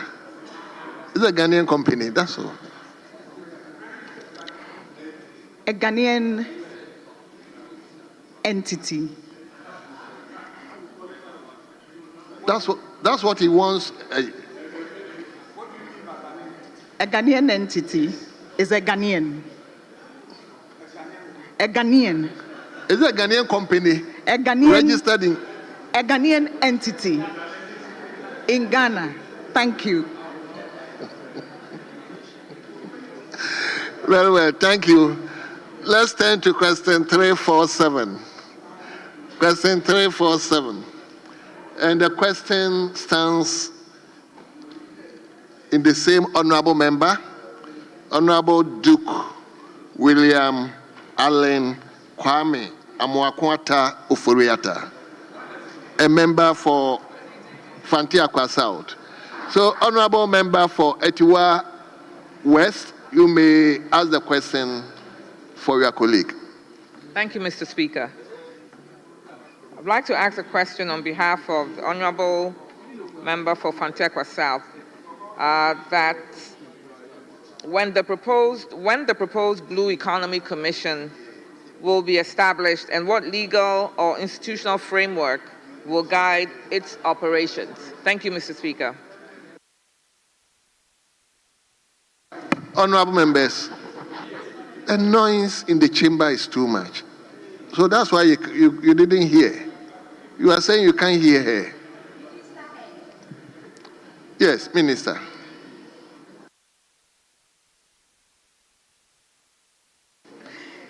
Right, Honorable Speaker, Ghana's blue economy relies on the interconnectedness of water bodies, oceans and rivers, climate resilience and human well-being, supporting sectors such as fisheries, maritime transport, tourism, oil and gas, renewable energy, as well as marine biotechnology. These sectors are vital for GDP growth, employment, food security, and trade. In line with this, Cabinet approved an interministerial technical team supervised by the Senior Presidential Advisor on Governmental Affairs to develop a national blue economy strategy and to recommend the appropriate legal institutional frameworks. The draft strategy and framework have been completed and currently under Cabinet review. The Ministry is also awaiting feedback on a request to African Union Inter-African Bureau for Animal Resources to support the development of the implementation plan for the strategy. Thank you very much. Thank you very much. Yes, Honorable Member for Swami, Honorable John Darko. Yeah, thank you very much, Mr. Speaker. Mr. Speaker, I have taken notice of the question asked and the answer provided by the Honorable Minister. Mr. Speaker, if you look at the question is asking specifically the proposed Blue Economy Commission as to when it will be established. But the answer doesn't address that question at all. The answer is talking about completely different things. Even though I believe that your answer, you can say that you give an answer you want. But, Mr. Minister, I believe that the answer that Madam Minister, the answer that you provide must actually resolve the question at play. The question Honorable John Darko. Yes, it's not answered. Madam Minister, you may want to have a look at your answer to the question. Honorable Member. Yes, Mr. Speaker. That is your understanding. The Minister has researched and come to the House with the answer. Probably it might not satisfy you, but you can say, right? Yeah, Mr. Speaker. So the question to Madam Minister: when do you intend to establish the proposed Blue Economy Commission? Very well. Yes, Minister. Thank you very much. I apologize for not being so explicit in my response. I thought it was inferred. I said that the National Blue Economy Strategy is before Cabinet now. So when Cabinet goes through the process and gives the approval, that is only when we can establish the commission. Second thing, we don't know as at now whether the appropriate institutional mechanism for implementing the Ghana National Blue Economy Strategy will be the commission. Work has been done, is before Cabinet. Cabinet will study it, we will discuss, and the agreement will come whether we set up a Blue Economy Commission or we set up something else. We do not know yet. As soon as Cabinet gives approval, then we will know the when and the legal and regulatory framework, if necessary, that will accompany the establishment and implementation of the Ghana Blue Economy Strategy. Thank you. Very well. Yes. Honorable Nkrumah. Mr. Speaker, thank you. Still looking for some clarity. Honorable Minister, by which time does the ministry expect that these internal consultations will be completed for the strategy document to be approved by Cabinet? Yes, Honorable Minister. Thank you very much. When we started the process, we reached out to the African Union Inter-African Bureau on Animal Resources, AU-IBAR. AU-IBAR has written to us that they are interested in coming to support the process. AU-IBAR has just said that they would work within this last quarter So what they are going to do is to come to the country, take what we have developed already, sort of add value, and also review, especially for me, the institutional arrangements, and then Cabinet will take the final decision. I am certain that by the first quarter of 2026, we will have a clear pathway. Thank you. Thank you very much. Honorable Kojo, I wouldn't give you a second opportunity. So let me go to Dr. Brie. Thank you, Mr. Speaker. Honorable Minister, my question is, how, in your opinion, do you think the Commission would contribute to the development of your sector, that is the fisheries and aquaculture sector? Yes, Honorable Minister. Thank you very much. Blue economy is, if you like, the new kid of the block. It used to be sustainable development, but it's broader now. So you have different sectors under the blue economy. You have energy, you have transport, you have tourism, you have fisheries, and a couple of others. The important thing about applying or looking at the fisheries resources from a blue economy lens is that it broadens the scope and it makes intercoordination easy. So in the blue economy strategy, we have issues, themes, 6 themes: blue health, blue finance, blue safety and security, and others, especially blue equity. So it expands the scope of how you engage actors in your sector. It also supports fish stocks and resource management.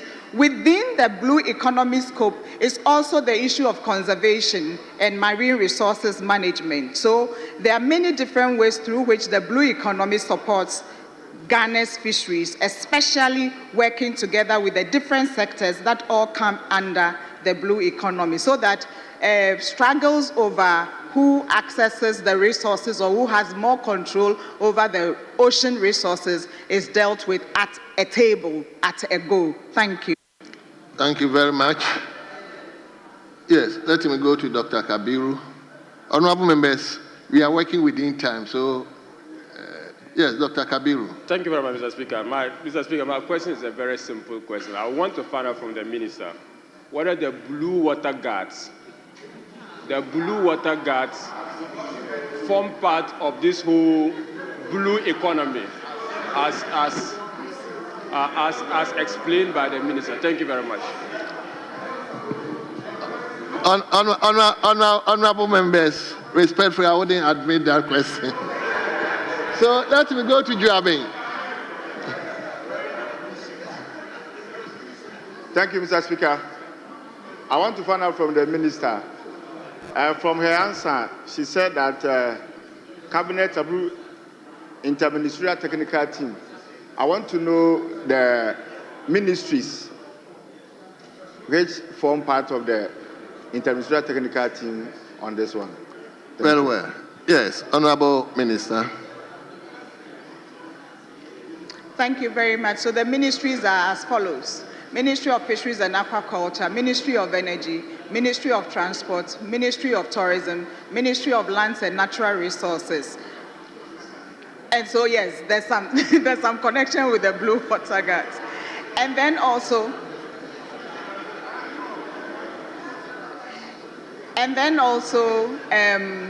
the National Development Planning Commission, though it's not a ministry, because of its responsibility of overall planning for Ghana, we included them. And then the important 24-hour secretariat, yes, because blue economy goes beyond just oceans to cover waters, water body, is about aquatic bodies. And in Ghana, one of our largest, most important water bodies is the Volta Lake. And if 24-hour economy is doing the Volta Economic Corridor, then it just makes sense that you include them in the blue economy development. And the way forward in blue economy is also aquaculture. Way forward, the aquaculture is on that sector of the country, on the Volta Lake, and all of its tributaries. So yes, we included the 24-hour secretariat in this exercise for a holistic, forward-thinking national strategy. Thank you.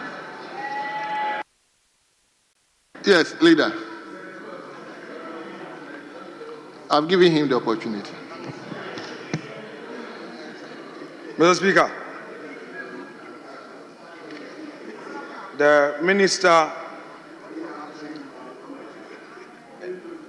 may be reminded that not long ago, our respected colleague from Ofuasia Yebi had drawn the attention of government to its inability to announce policy in this chamber, yet ministers talk about it.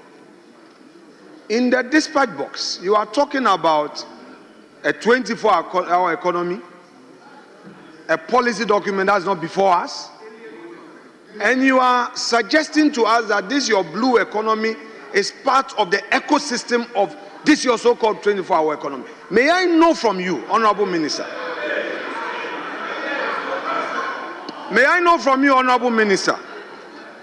whether this your blue economy program you are talking about found space in your manifesto? Because, for instance, when Akufo-Addo implemented free SHS had already been stated in the MPP manifesto for the 2016 election. Yes, Honorable. Mr. Speaker, the reason why I, the Minister of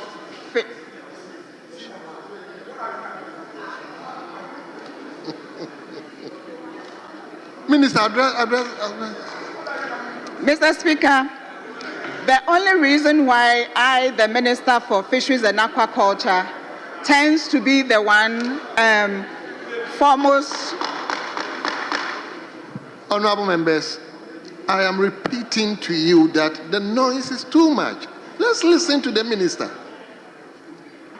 Yes, Minister. The reason why, Mr. Speaker, that I, the Minister of Fisheries and Aquaculture, tend to be the one speaking the most about the blue economy is because in the NDC's 2024 election manifesto, mention was made of establishing the Blue Economy Commission under the fisheries sector. It was actually when we started the work that we realized that fisheries, blue economy cannot be under one particular sector. Hence, the interministerial cabinet's approval, request and approval for the interministerial committee and the intersectoral technical team to come together to work. Mr. Speaker, 24-hour economy is not a subset of the blue economy. It's the other way around. And Mr. Speaker, I am unaware that, so far as I'm concerned, there's been a lot of work that has been done on the 24-hour economy. It has been launched. Okay, then maybe to this house is alien. Okay, fine. But, so whatever.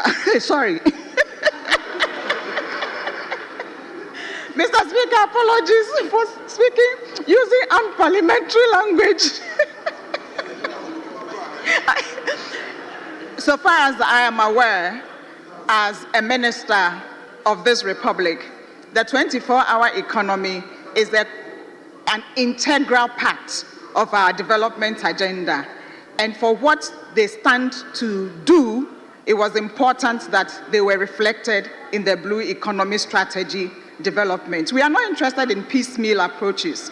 We are thinking through forward-looking so that we can develop this country to another level altogether in the short time that Ghanaians have given us. Thank you. Yes.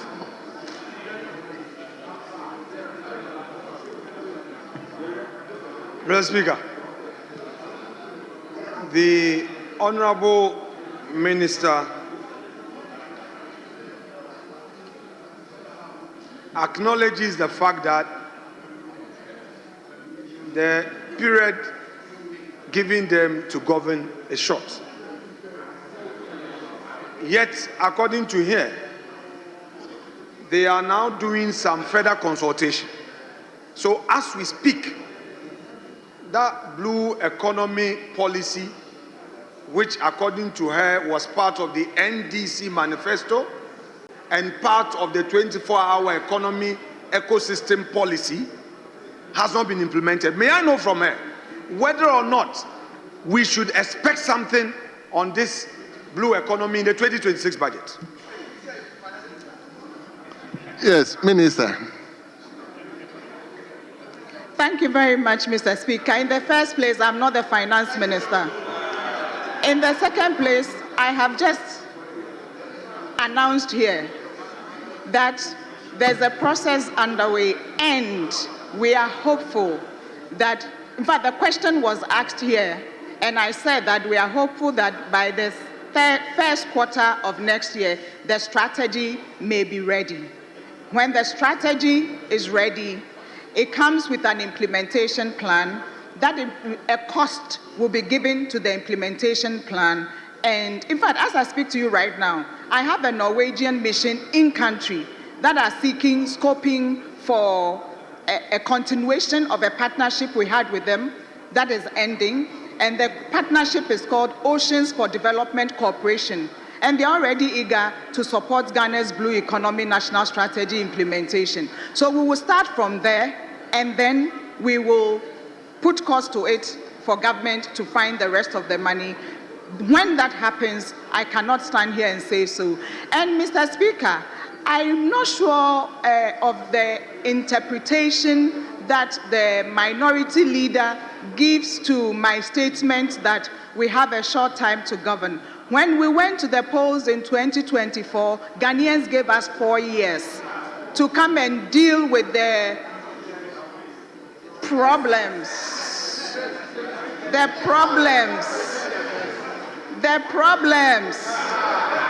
Thank you. This economy. Thank you.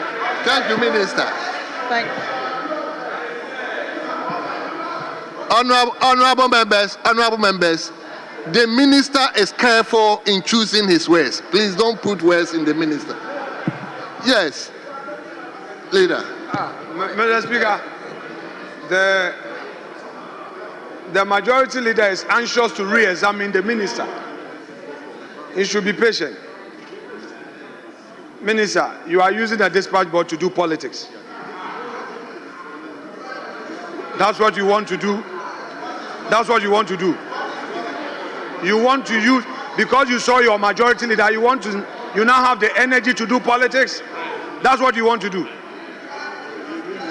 Mr. Speaker, the minister talks about a pact we have with respect to the Norwegian mission and some work we've been doing as part of this whole ecosystem. She may be aware that the Norwegian government, the Norwegian parliament, has actually ratified the double taxation agreement. Right. It's all part of this. And we have not. As part of the strategies, in full implementation, can she assure this House that she will take steps in ensuring that that agreement is ratified by this parliament so that our people can also benefit in terms of this policy that is being rolled out? Can you assure us? Yes, Minister. Mr. Speaker, this double taxation arrangement does not fall under my ministry. It falls under Ministry of Finance. I cannot stand here in the dispatch box and commit the Minister of Finance. Yes, Mr. Speaker, she knows that. She knows. Very well, very well. Mr. Speaker, I won't belabor. It's not everything that you have to fight. She knows that at the heart of that agreement is her sector variables. You know, well, mainly your sector, and you know that. But anyway, we don't have to belabor. Anyway, Mr. Speaker, my colleague, the Minority Chief Whip, wants to have his bite. But may I know from the minister whether at all the ministry is guided by the essence of time in the matter of this blue economy? Yes, Honorable Minister. Yes, Mr. Speaker, we are guided by the agency of time. Very well.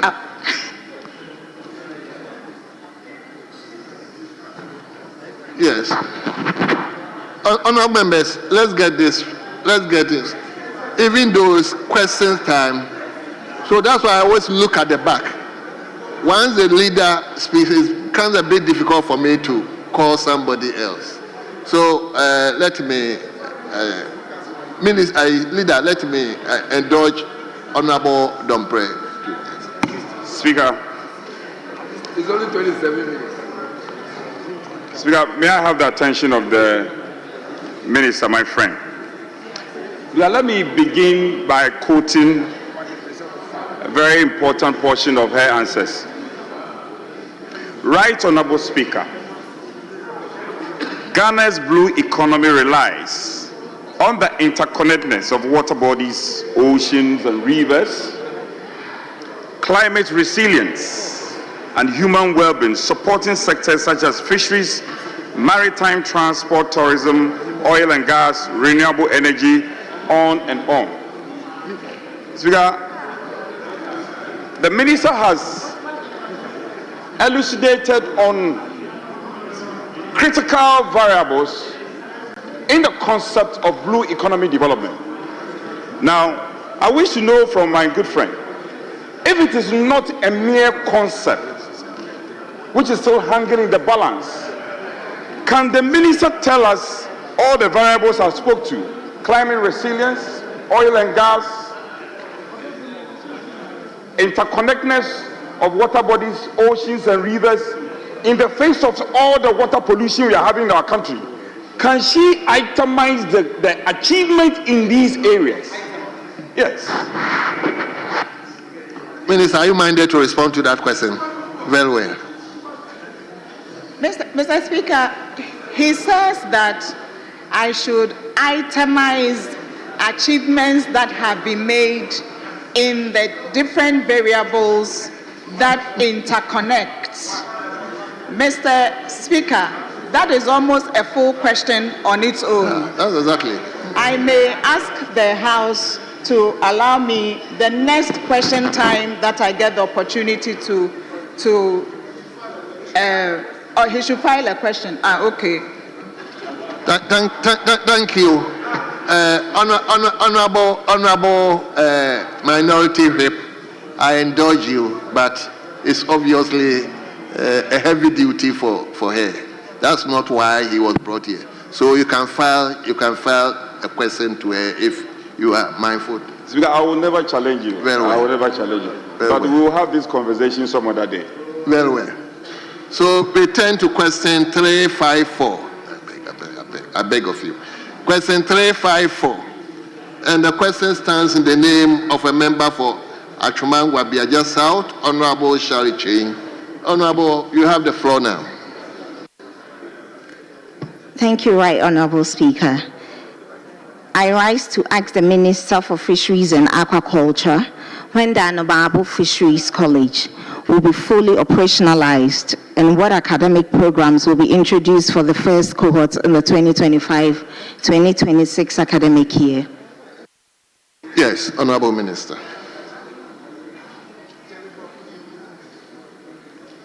Thank you very much, Mr. Speaker.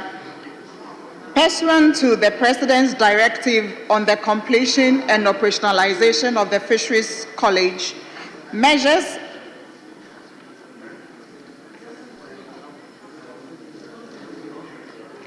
are actively underway to complete and operationalize the Anamabu Fisheries College, a project first initiated in 2013 under the tenure of His Excellency President John Mahama. In this regard, the Ministry has awarded contracts required for the completion of outstanding works and for the procurement of necessary office equipment, furniture, and laboratory apparatus. Additionally, a technical committee has been established by the ministry to develop the administrative and governance framework for the college, as well as to recommend appropriate academic courses and programs, and the kind of college it will be, and the kind of academic year that the college will apply. The committee is expected to submit its report in due course. Thank you very much. Yes, Honorable Chair, any further questions? Yes, please. Minister, you mentioned that contracts have been awarded for the completion of the outstanding works. Could you indicate when these contracts are expected to be completed and the college operationalized? Yes, you didn't hear. Can you please repeat the question? The minister didn't hear. Minister, I'm just asking if you could give more clarity on when you've awarded contracts for outstanding works to be completed. Could you let us know when this you are looking for the completion and for when it would be fully operationalized? Thank you, Honorable Minister. Thank you very much for the question. Our intention was to have the completion by end of this year and then operationalize as well. But from every intent and purposes, it looks like it's likely to be the first quarter of 2026 when the remaining works will be completed and the place will be operationalized fully. Thank you very much. Very well.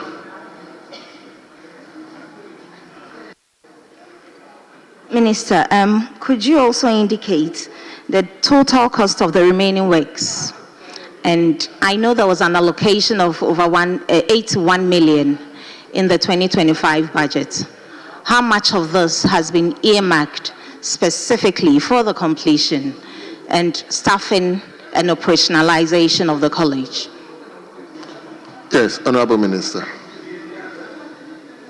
Thank you very much. All of that has gone into, or is going to go into the completion. Staffing was not part of the budget that was allocated. It's now that the committee that is working on curriculum development and academic and governance structure is also going to recommend to us the staffing requirements. So that's when we will have a conversation on that. Thank you very much.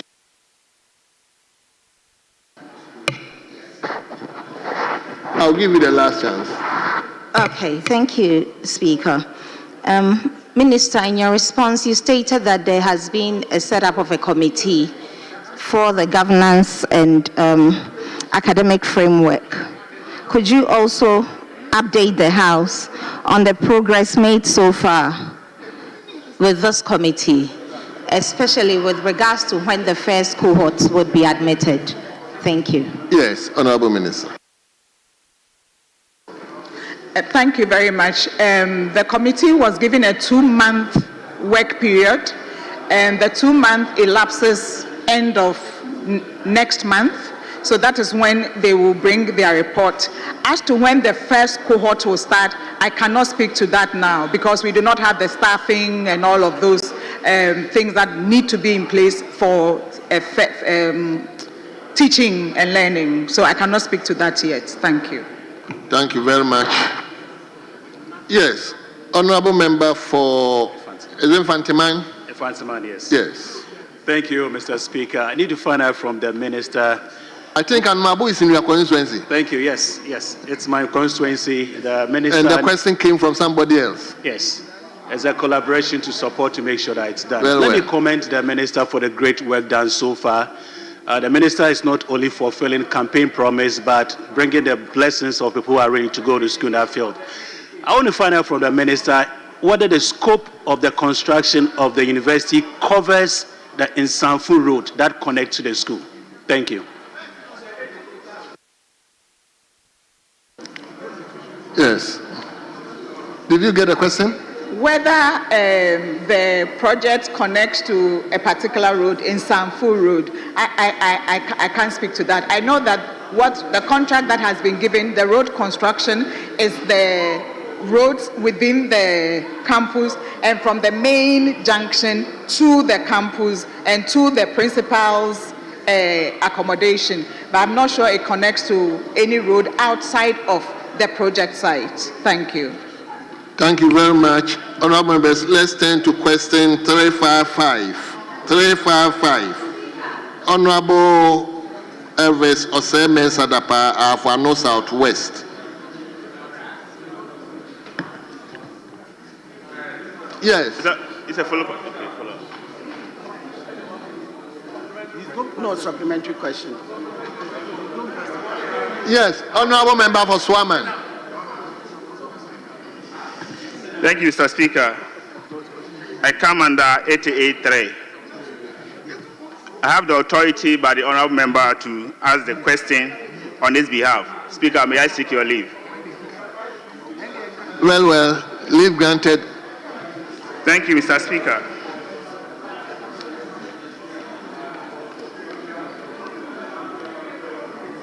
Mr. Speaker, I rise to ask the Minister for Fisheries and Aquaculture the measures the ministry has taken to ensure the timely completion of outstanding component of the Anomabo Fisheries College infrastructure. Thank you, Mr. Speaker. Is it not the same question? No. Okay, you yes. Tell the House. Mr. Speaker, the question is just what I had finished answering. I don't know if I should still answer, but the response I put here is the ministry has awarded contracts to finalize the remaining infrastructure at the college. The objective is to have Honorable the Minister, construction. if that is exactly the answer, then let's move on.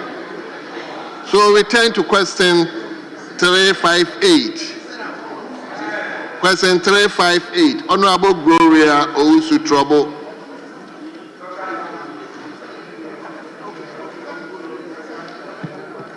Thank you, Mr. Speaker.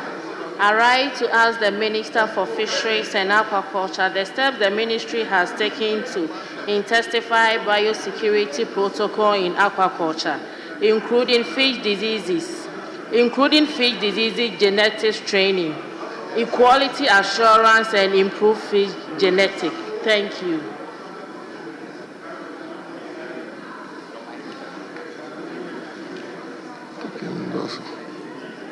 Yes, Honorable Minister.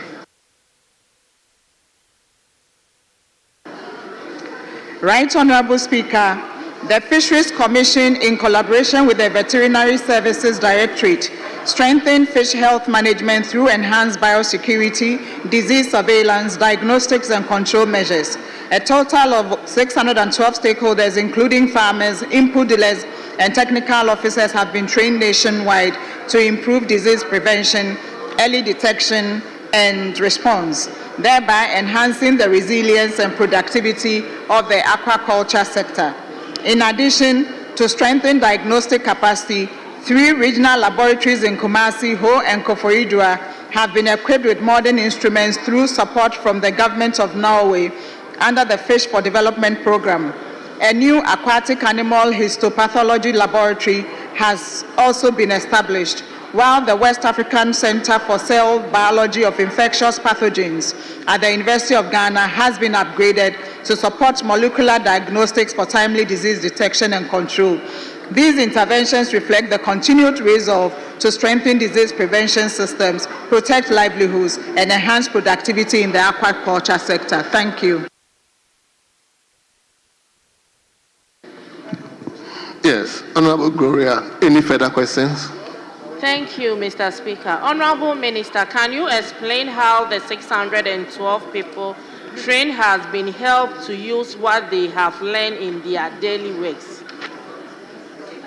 Yes, Honorable Minister.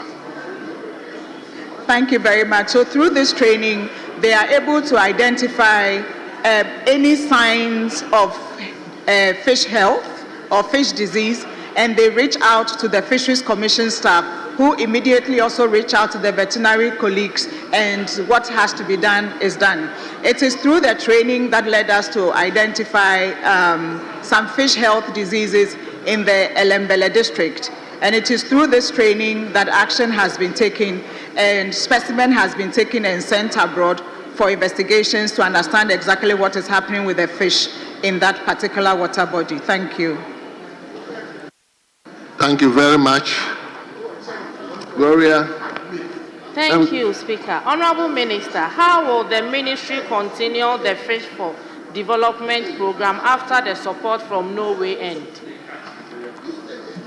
Did you get the question? Very well.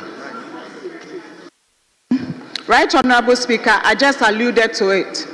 The Fish for Development program ends December 2025.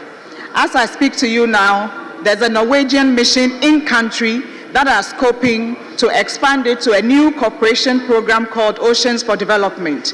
All the gains that, in fact, they did an assessment, and all the gains that we have made, we are moving into the new program and we are enriching it. So, and fish health is featuring very, very significantly in the new phase that we are going to start from 2026 to 2030. Thank you very much.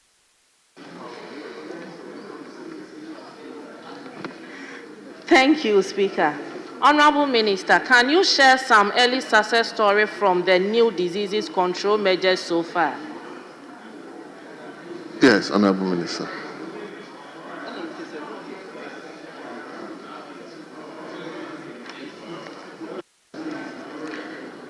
Honorable Right Speaker, I would like to come back on that at a much later date. Thank you. Thank you very much. Let's turn to question 359. And the question is brought to the House by Honorable Gloria Owusu Trouble. Yes. Thank you, Mr. Speaker, for the opportunity.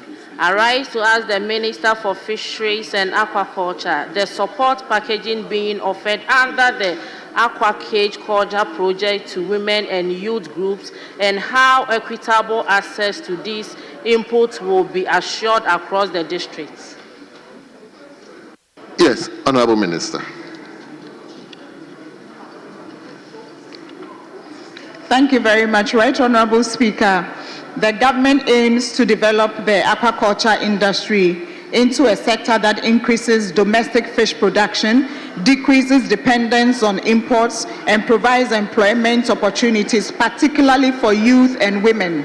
However, the Ministry of Fisheries and Aquaculture did not provide support to targeted groups in 2025 due to budget constraints. Hopefully, provision would be made in the 2026 budget, and the ministry intends to prioritize equity as it places particular emphasis on youth, women, and relevant institutions in the implementation across the districts of Ghana. Thank you.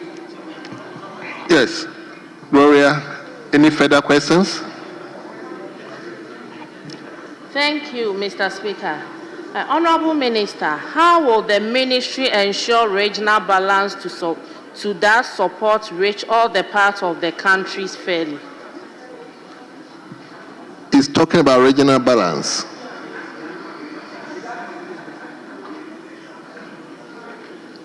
We will try as much as possible to ensure equity. As I said in my response, in the process of ensuring equity, we will try and do regional balance. But it is important to note that there are conditions that support aquaculture growth. And so some of the communities or some of the regions that have more of those conditions may be served first and better. But as I said, we will ensure a balanced approach, equity, and regional balance. Thank you. Thank you very much. Honorable Mayor, you take the last question. Question 360. Question, Gloria, is enough. Question 360. Honorable Ridolph Amwaku Jampa, Upper Denchera West. Upper Denchera West. Thank you, Right Honorable Speaker.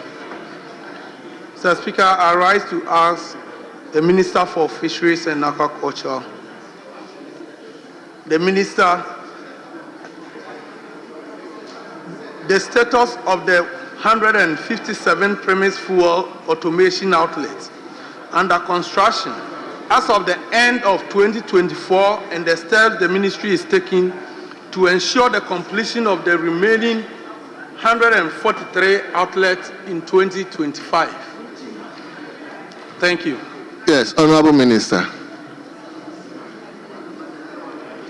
Thank you very much. Right Honorable Speaker, the automated premix fuel dispensing project aims to improve transparency, efficiency, and accountability in the distribution of premix fuel to artisanal fishers. By installing automated dispensing stations with real-time monitoring systems, the project replaces the outdated manual system, which was vulnerable to diversion and abuse.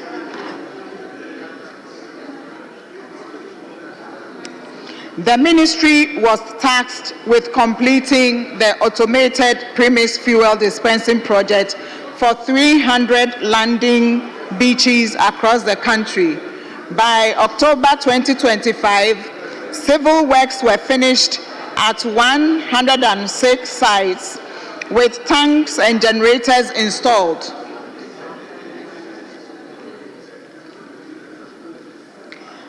"46 of these are fully operational, while 60 await calibration and testing. Civil works for the remaining 51 out of the 157 sites are at various stages of completion. The ministry is committed to completing and operationalizing all 300 sites in the year 2026. Thank you. Thank you very much. Yes, Honorable Rudolph, any further questions? Yes, Mr. Speaker.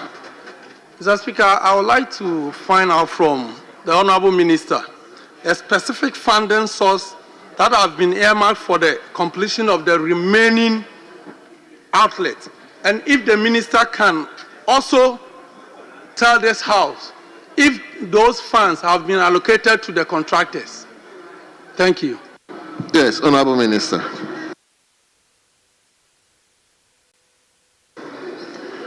The funds for this project is coming from Government of Ghana. I inherited this project.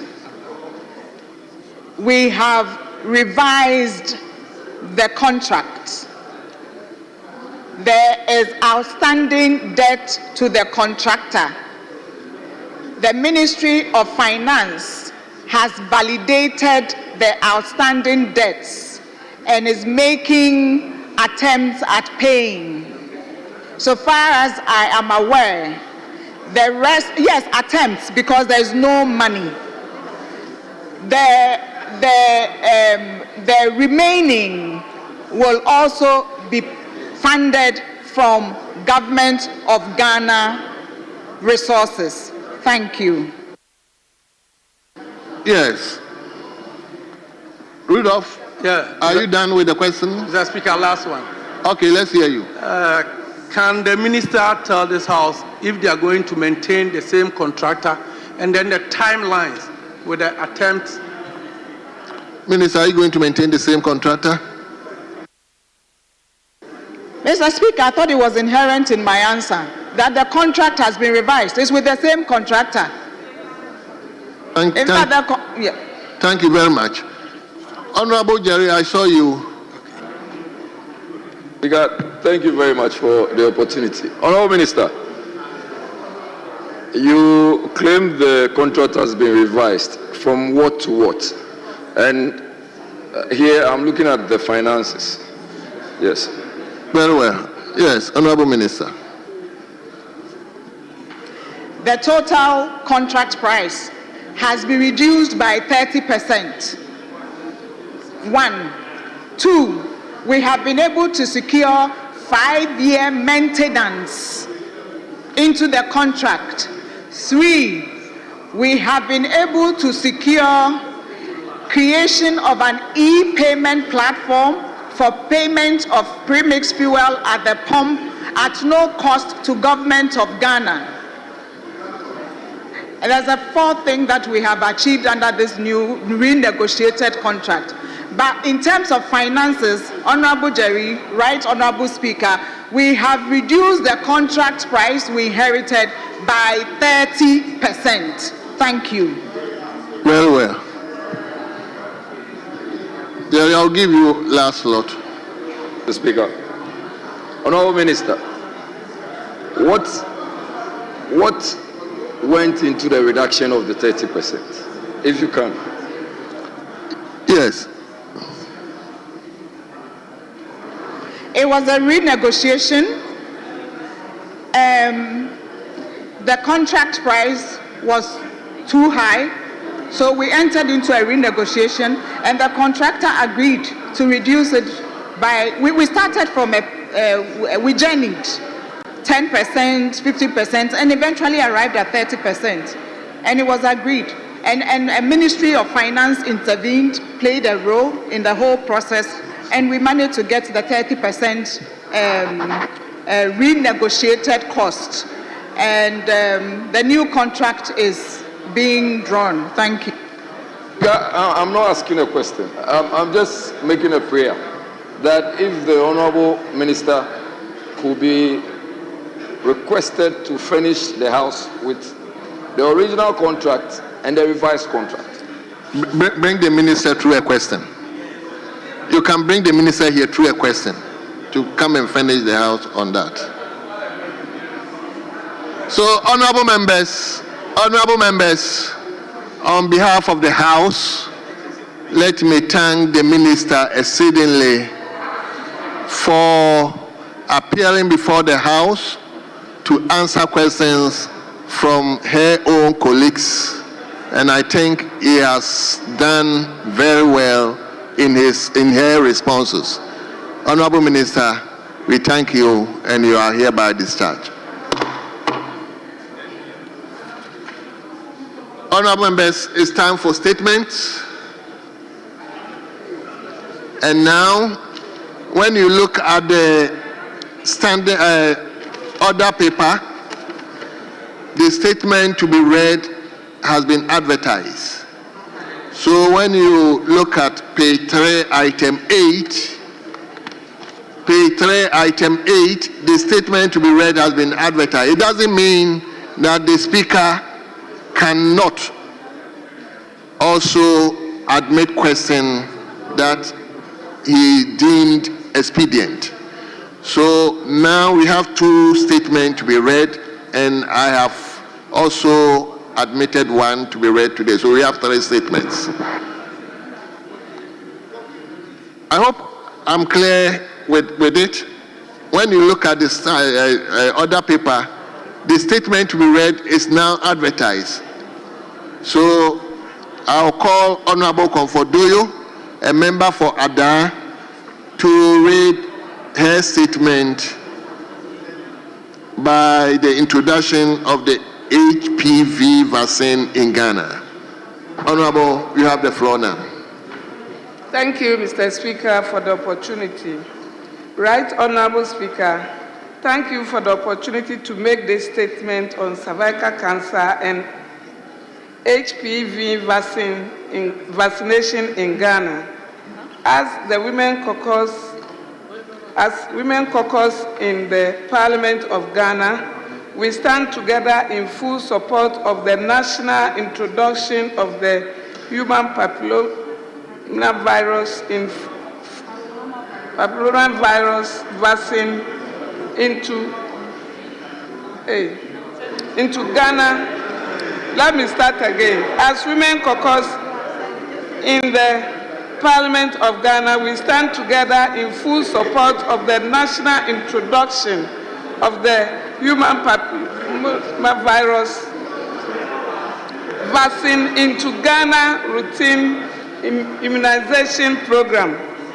This milestone marks a bold step towards the protection of girls and women from cervical cancer, one of the leading causes of cancer-related death among Ghanaian women. Mr. Speaker, we commend the government of Ghana, the Ministry of Health, the Ghana Health Service, and all partners for the leadership shown in making this life-saving vaccine accessible to our dear daughters, aged 9 to 14, free of charge. The HPV vaccine is not only a health intervention, it is a gender-responsive intervention, giving girls the protection they need to live long, heavy lives and contribute fully to society. Mr. Speaker, it is sad to note that every year we lose over 2,000 women in cervical cancer, not because we lack medicine, but because we lack awareness, vaccine access, and early screening for prompt action. When a woman is diagnosed with cervical cancer, the impact goes far beyond her body.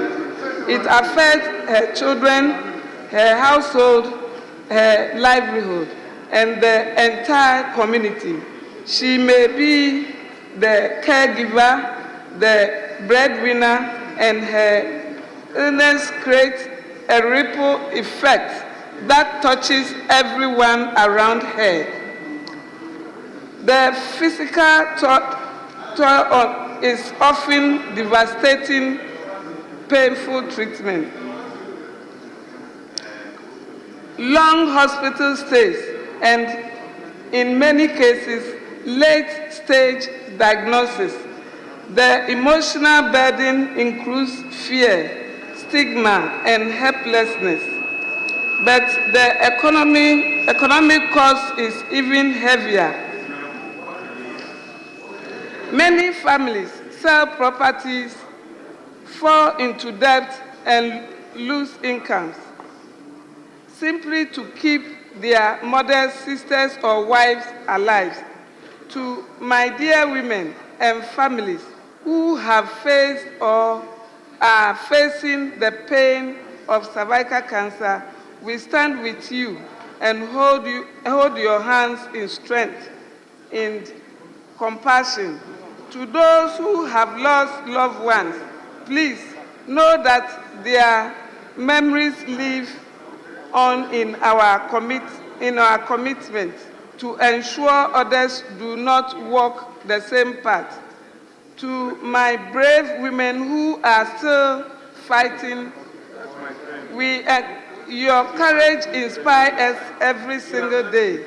You are not alone. Cervical cancer is a devastating disease, but it is also preventable. Together, we can protect the next generation of women and girls. We can end the silence, break the stigma, and raise our voices for better access to prevention, care, and hope. No woman should suffer when we can protect her from the danger. No girl should die from something we have the power to stop. As mothers, wives, sisters, and leaders, we understand the fear and myth that sometimes surround the introduction of new vaccine. Let us be clear that the PHV vaccine is safe and effective. The PHV vaccine is not entirely new in Ghana. It has long been available at a cost in private health facilities for those who can afford it. Thanks to the government of Ghana, the vaccine is now being provided free of charge to girls aged 9 to 14 years through Ghana National Immunization Program from September this year. We encourage all parents, caregivers, and schools to take full advantage of this opportunity.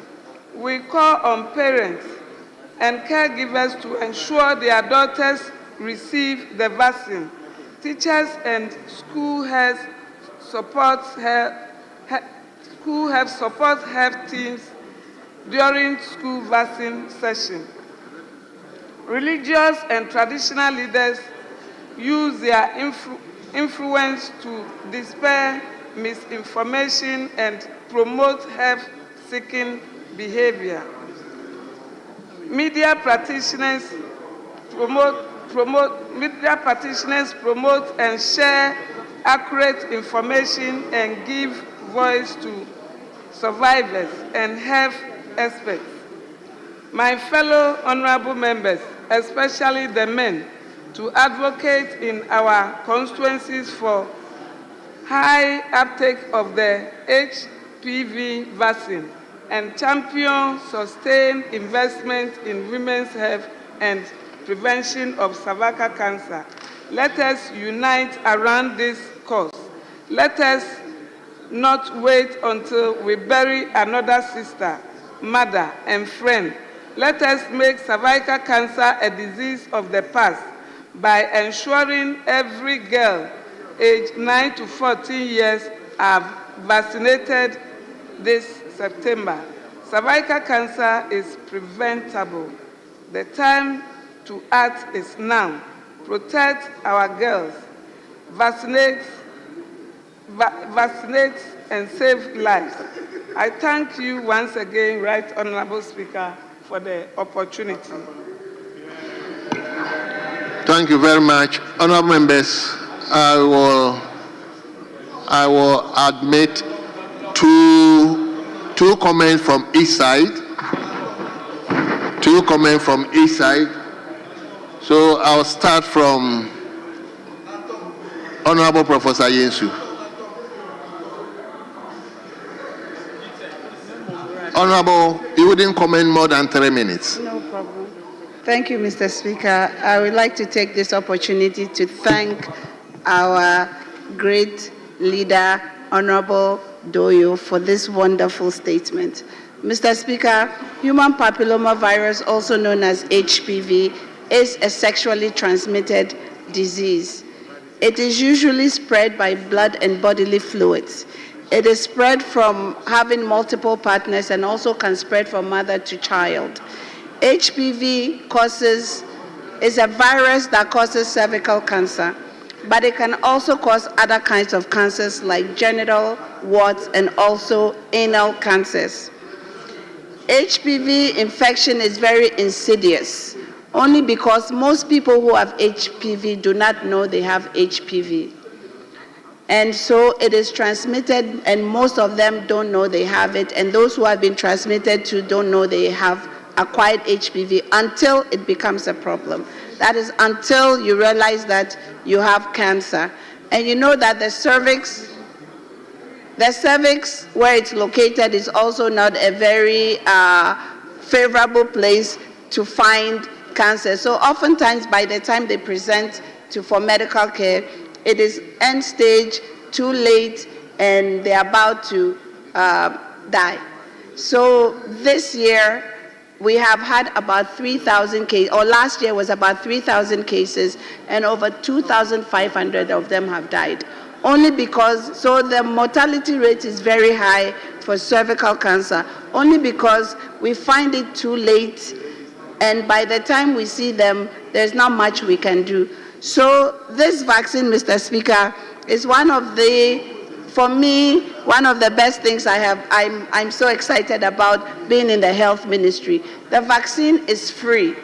HPV vaccine has been around in this country for a long time, but it's very expensive. It's about 3,000 to 5,000 a dose.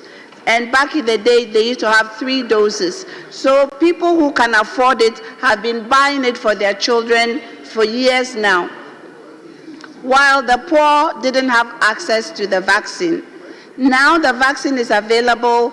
It is free for every child in Ghana 9 to 14 years old. The reason why the age gap is 9 to 14 is that based on the assumption that between 9 and 14, the girls are not sexually active. So that by the time they get sexually active around 14, they are already immunized. So that even when they're exposed to the virus, they will not get cervical cancer. It is not just preventative, but it's also curative. So we are just advising mothers and women with children to encourage that they vaccinate their children. This is one of the only ways we can prevent cervical cancer.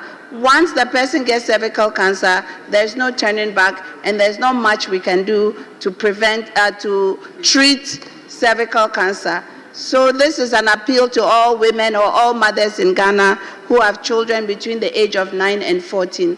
The vaccine is free to every child within that age. Please, please, please vaccinate your child. My daughter, who's 21 years old now, was vaccinated when she was 14. So I am confident that she will not ever have cervical cancer. I want the same for every woman in this country. So please vaccinate your children, prevent cervical cancer, and save lives.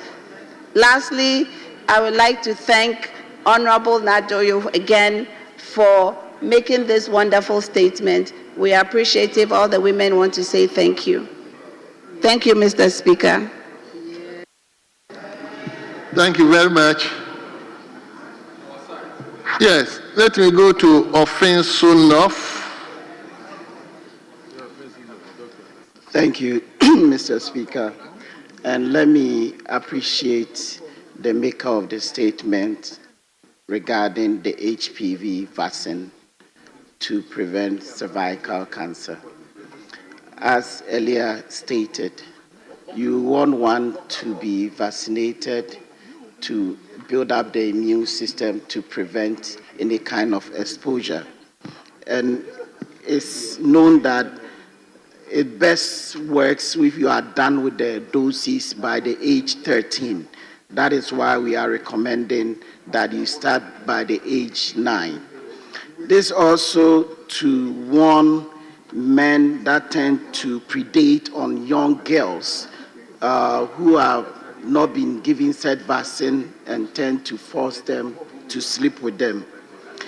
Mr. Speaker, HPV is a silent killer, and many a times most women don't know their status.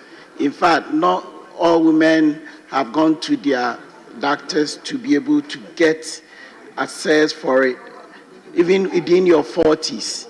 So we want to encourage, now that the vaccine is free, we want to encourage that all Ghanaian women, as much as possible, should get tested for the HPV exposure. And if possible, the Ministry of Health should be working with the Ministry of Education so that our young ones that are getting to the lower primary, upper primary, junior secondary school are all lined up, because now we are being told that it's free.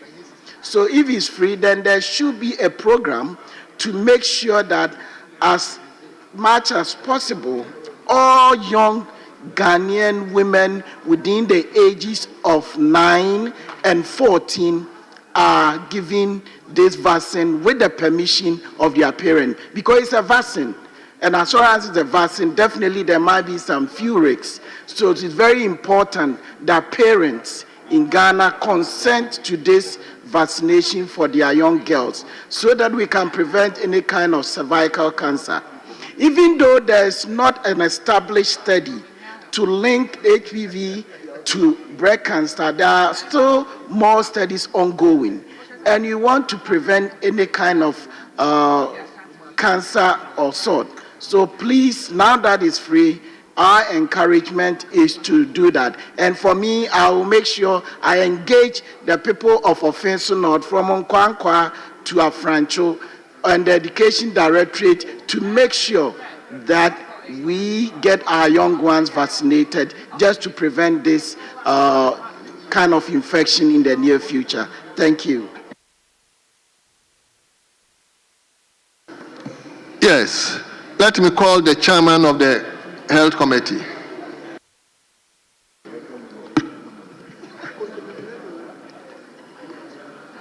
Thank you, Mr. Speaker, for the opportunity. And I also want to acknowledge the maker of the statement. In my private practice, I met a lot of such cases. And when I started practicing, we used not to give this vaccine that we are giving today. It appears the people usually come a bit late with the genital warts. And I must say that the reason why cases of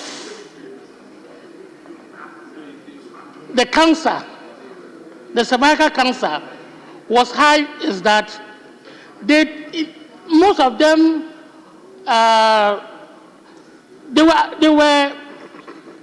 they had some form of stigma with the genital warts.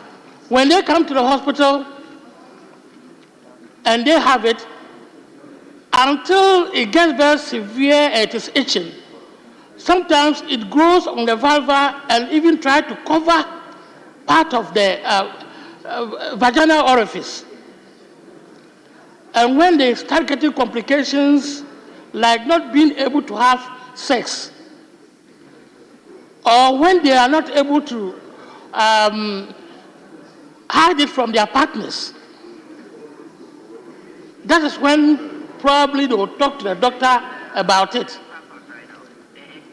And they usually, when I ask them, why is it that you are not coming to the hospital, they will say that they are even hiding those warts from their partners. And that is why they report very late on these issues to the medical doctors or to the health professionals. And in view of that, you see that some of them will request for surgical removal of the warts. Get them out, doctor. And when you tell them that, look, that is not the final solution, they still might go to another doctor and they will do that type of thing for them and give them some form of conservative treatment. But they will come with the complications. They will come later on with cervical bleeding, with changes on the cervix, the precancerous lesions. They will come back with all these things. And that is where you realize that, no, this patient is presenting very, very late. And so I'm happy that this time we have the vaccine, and it is said that you catch them young. Between the ages of 9 and 14, it is very, very early. We only need to explain to the parents that it is not harmful to the girl child, and I believe most parents will take them for the vaccine. So I call on our mothers and fathers to listen to the government. It is a good program, and they should send their girl child between the ages of 9 and 14 for the vaccine. Thank you. Thank you very much. Let me come to leadership. Leadership. But you presented a statement.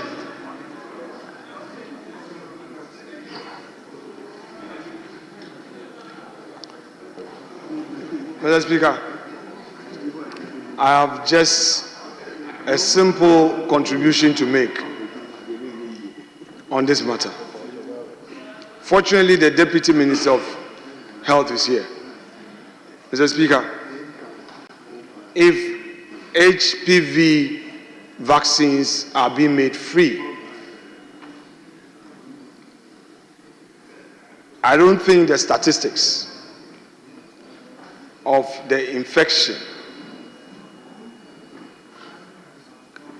is anywhere close to hepatitis B, which is taking more than 10% of the population, according to Ghana Health Services data. more than 3 million of Ghanaians are infected by hepatitis B virus. It attacks the liver and eventually leads to liver cancer. Mr. Speaker, it is good that these vaccines are being administered to address this cervical cancer situation. But, Mr. Speaker, let us use the same haste to introduce free vaccination and treatment for Hep B. Mr. Speaker, without more, I would want to rest my case. Thank you very much. Honorable members. Yes, Leader, you want to say something? Okay. Thank you very much, Mr. Speaker. And I would also say thank you to the maker of the statement. Mr. Speaker, it is obvious that prevention is always better than cure. If the HPV vaccine is going to save lives and obviously save money in the long run, because we know living and treating cancer can be a very expensive thing to do. So if obviously we have this vaccine that if taken at the right age can actually prevent the progression of the cervical cancer, then it is a good thing. I mean, in the past, this vaccine has always been there, as I understand it. But because of the cost, that is why the women were not taking it, because they couldn't afford it. And then it progresses and becomes a more expensive thing. Now that it's free, we need to encourage the right age group, as vaccine is supposed to prevent the cancer from happening and not have it when the cancer has already come out. So it is important that we have the right education, the right awareness to be able to make sure that the ladies at the right age have this vaccine to prevent the cost to themselves in the future and actually a cost to the state. Mr. Speaker, with these few words, I want to thank the maker of the statement again for this important statement. Thank you. Thank you very much. Honorable members, we have the second statement that has been advertised, and that statement is in the name of Honorable Akwasi Jemfi Onyina Echampong, a member for Kabri East. He is not here, and therefore I'll ask the Minority Chief Whip to rather read his statement. So, Minority Chief Whip, Honorable Frank Anodompre, you may read your statement now. Speaker, I'm grateful for the opportunity. Mr. Speaker, there comes a defining moment in the life of every nation when progress can no longer be measured by the grandeur of its skylines or the length of its highways, but by the harmony it achieves between humanity and nature. Speaker, Ghana stands today at the crossroads. Our cities, one symbol of vitality and promise, are straining under the weight of their own success. The streets of Accra, Kumasi, Takoradi, and Tamale throb with energy and ambition. Yet, beneath this vitality lies a deepening crisis of congestion, pollution, urban neglect. Speaker, across the world, cities have become the beating hearts of national economies, magnets of opportunity, innovation, and growth. Ghana is no exception. From Accra to Kumasi, Tamale to Takoradi, our cities are expanding at a pace that outstrips our ability to manage their environment, social, and infrastructural demands. Mr. Speaker, according to the Ghana Statistical Service 2021,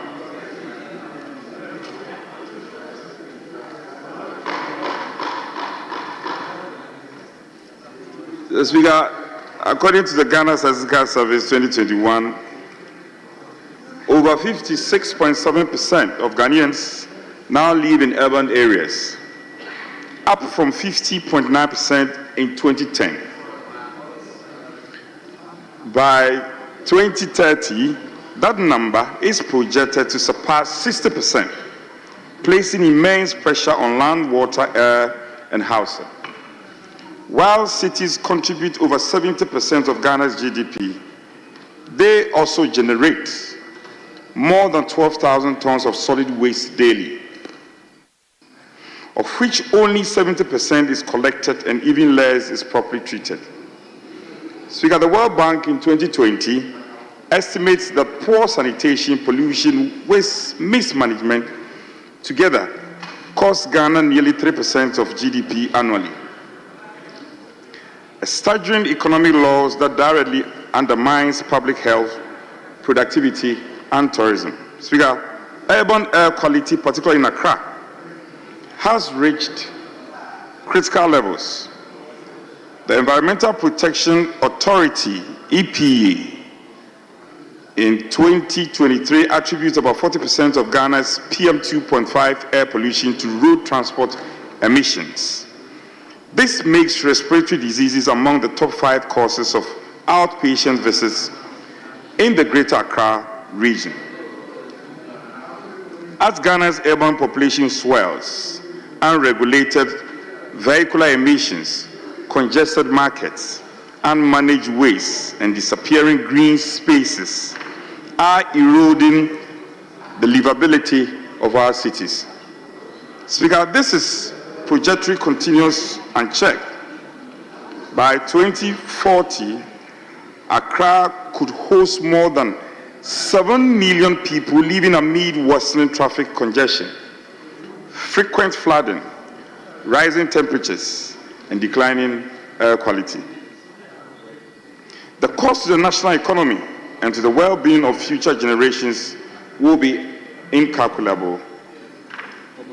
Speaker, Ghana is not alone in facing these challenges. Many nations have walked similar paths and charted transformative blueprints that now serve as beacons of possibility. Kigali, Rwanda stands as a leading African example. Once plagued by disorganized growth, Kigali implemented a strict urban master plan anchored in sanitation enforcement, efficient waste collection, and green public spaces. Today, Kigali is recognized as one of Africa's cleanest and most orderly capitals, attracting tourism and sustainable investment. Its success lies in political will, community participation, and citywide enforcement. 3 ingredients Ghana can replicate within its metropolitan and municipal assemblies. Mr. Speaker, in Singapore, Asia's urban miracle rests on miraculous planning and integration of green design into urban fabric. Its city in nature strategy under the Green Plan 2030 has increased urban greenery, expanded public transport electrification, and promoted 15-minute neighborhoods where residents can live, work, and relax within walking distance.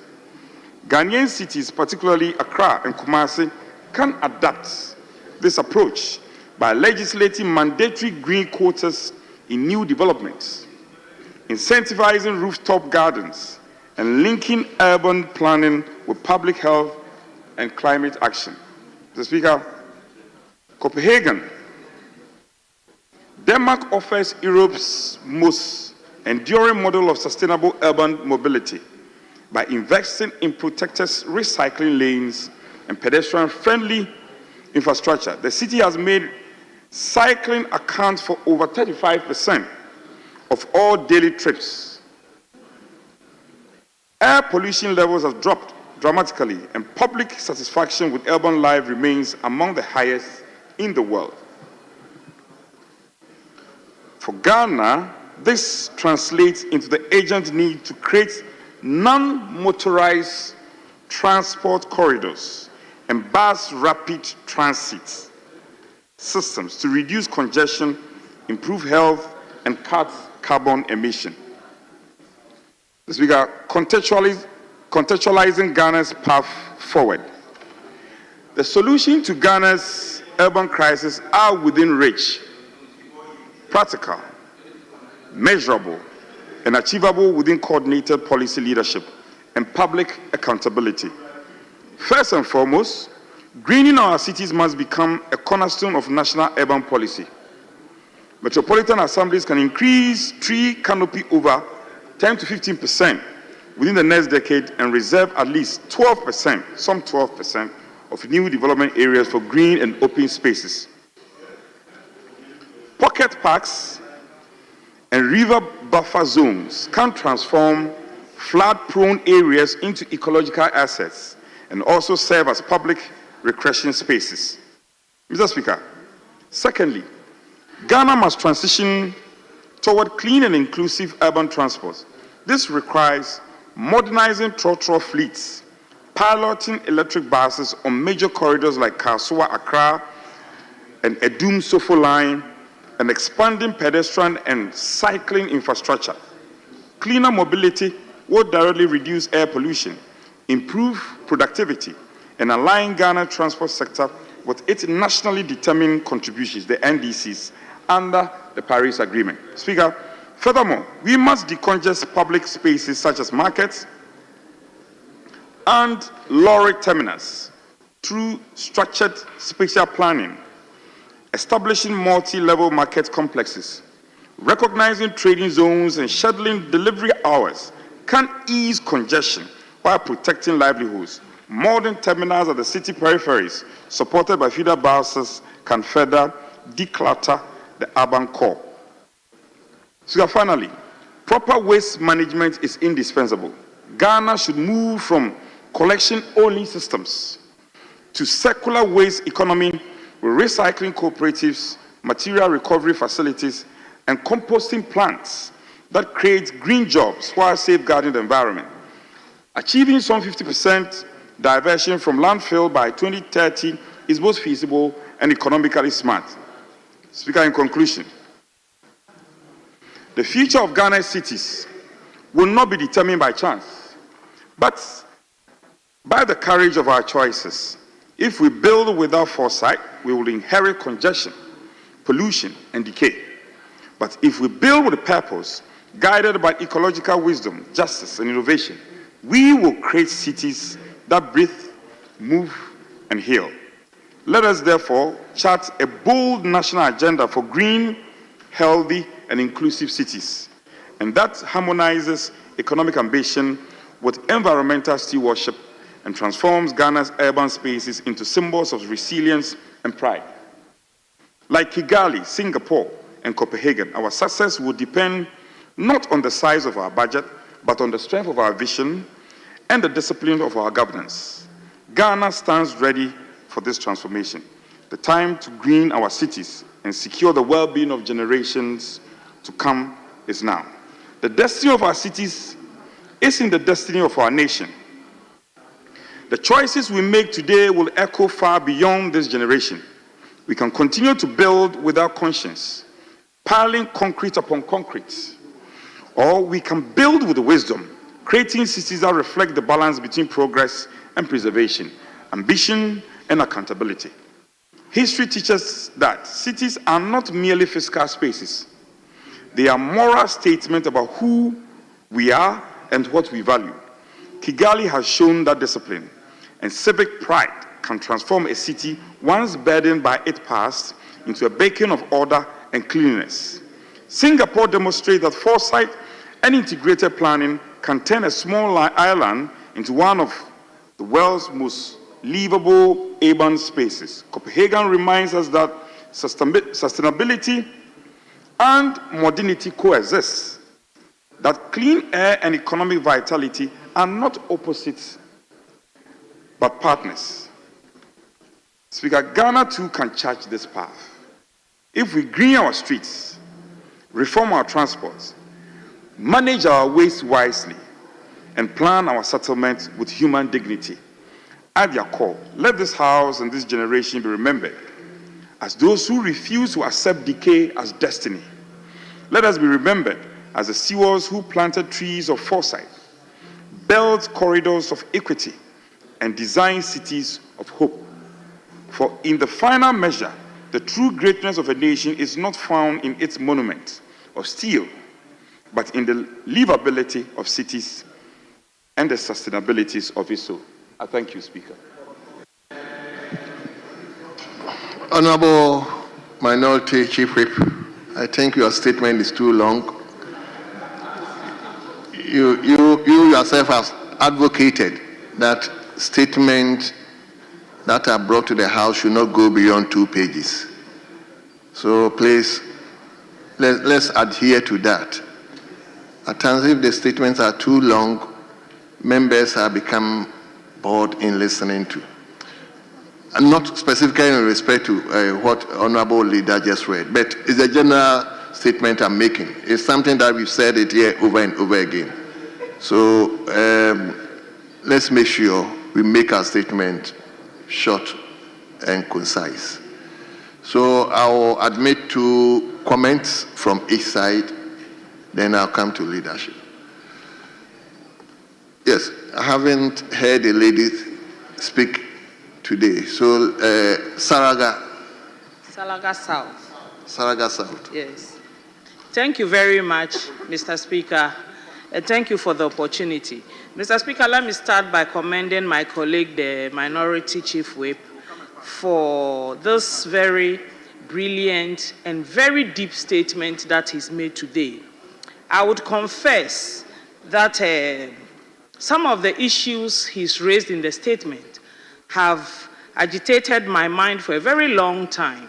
I think I never really sat down to put pen to paper, and I want to commend him for that. The statement is timely, and if we listen, the better for all of us. Mr. Speaker, my colleague made reference to Kigali. I heard him make reference to Singapore. I heard him make reference to other civilizations. And Mr. Speaker, as we speak, I'm happy that the Honorable Gisela Tete, Deputy Minister for Works and Housing, is in the chamber today.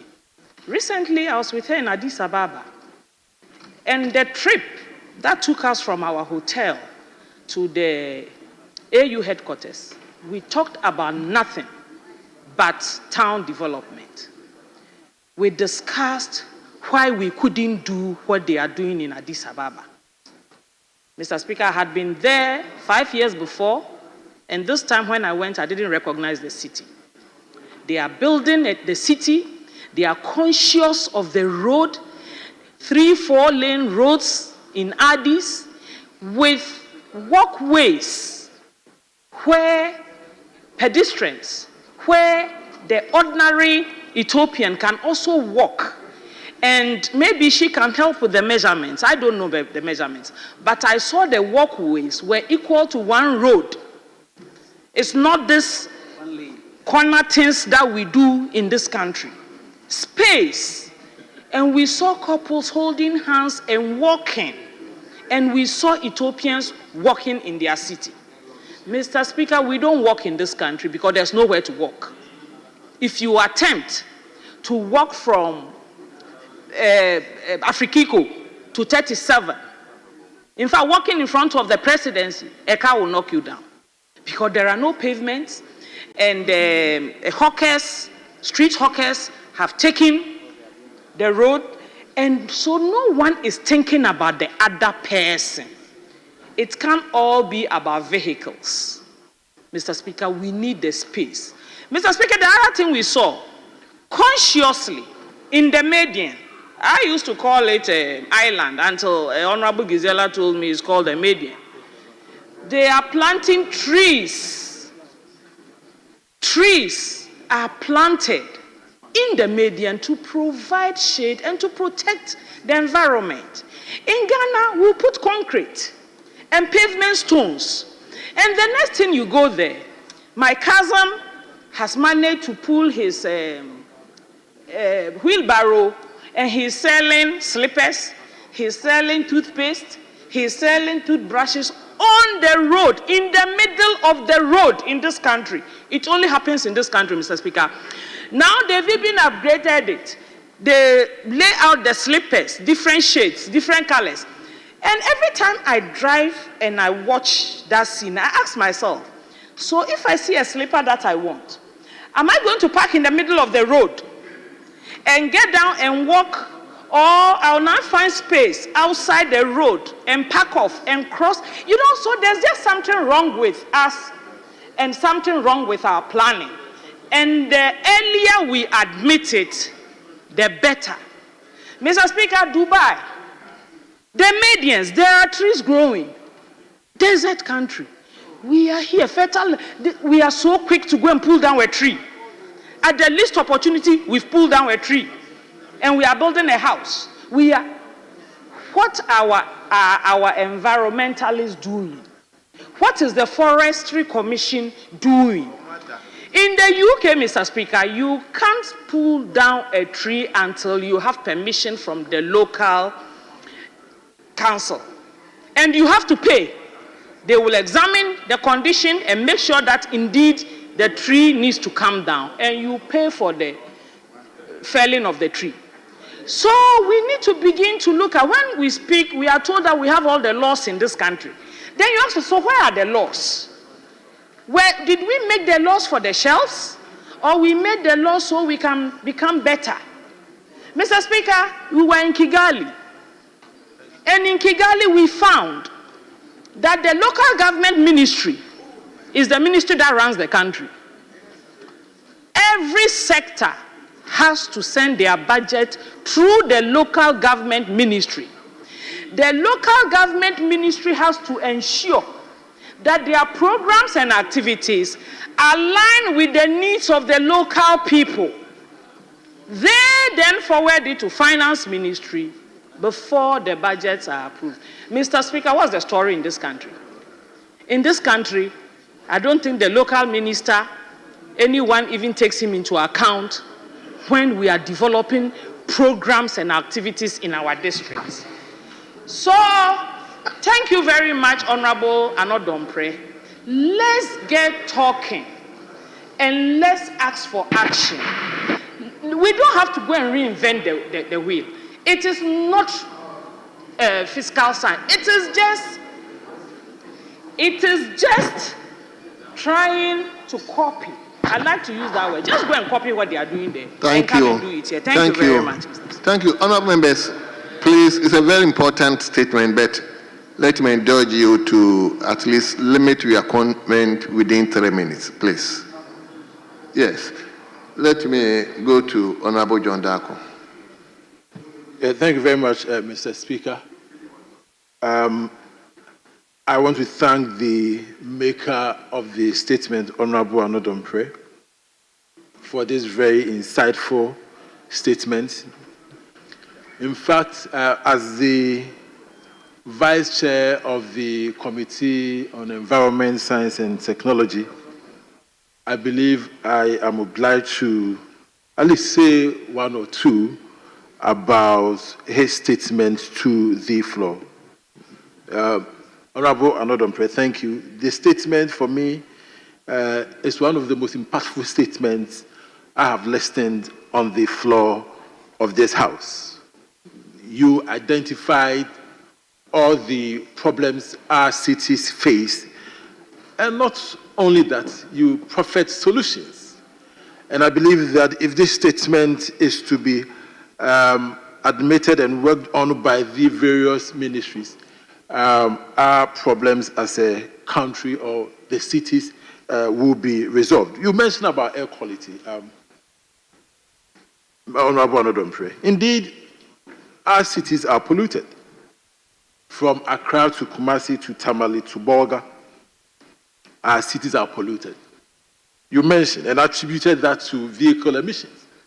There's no question about that, that vehicle emissions is one of the sources of air pollution in our country. And that is why I believe that it is important that government policy on the importation of electric vehicles should be encouraged. The previous government led this charge, imported a lot of electric vehicles to transport our people. It looks to me the attention on that has gone down. So I will urge the current administration to pay attention to the electric vehicle policy. And when I speak about electric vehicle, I must always bring my constituency, because my constituency is the hub of combustion engine vehicle repair and maintenance, and is a source of livelihood for our people. So I'm a constituency, and so whilst we're talking about bringing in electric vehicles to combat air pollution, we must also look at the fact that a lot of people are going to lose their jobs when the combustion engine vehicles are no longer in vogue. And so we have to find a way to help them as well. Mr. Speaker, the honorable member also spoke about waste management. And Mr. Speaker, I think that that's so important that we need to discuss waste management. Our cities are choked, and I know, of course, Accra and Kumasi, and especially if you go to the heart of our city, Kumasi, Adum, and Kejetia, the way waste is treated leaves much to be desired. And so once the honorable member has mentioned it and has proffered a solution, I want to add that in this country, we have companies that have set up integrated recycling and compost plants. Thank you. That we must encourage and also ensure that they are able to fix this problem for us. Mr. Speaker, maybe 1 minute just to address the greening of our cities. I recommend and beg the municipal and metropolitan and district assemblies to ensure that they ensure that when they are giving out building permits, they ensure that the applicants will make sure that they build or they plant greens and trees in their homes. It should be a prerequisite for granting building permit. And I'm sure once that is done, the green problem will also be solved. Mr. Speaker, thank you. Thank you very much. Let me go to Guan. Mr. Speaker, thank you very much for the opportunity to contribute to the statement that was ably made by the Minority Chief Whip. Mr. Speaker, the issue of health in our country is a serious one and has been discussed on several platforms. I believe almost all of us here are getting fatigued discussing this particular subject matter. And as the earlier speaker said, nations across the world have managed their communities, planned their communities very well. And all of us travel across the world, we see how they have managed their cities. I am still wondering why it is too difficult for us as a people to just adapt and implement same in our country. Mr. Speaker, waste management, even in the national capital, itself is a problem. You go to the so-called elite communities, East Lego and the rest, and then you see dustbins in front of people's houses, and for days, nobody's come to pick the garbage from the house. And it's something you see across every place. And so, Mr. Speaker, I think that we need to refer this particular statement to the appropriate institutions, and so we try to find a lasting solution to the issue of waste management.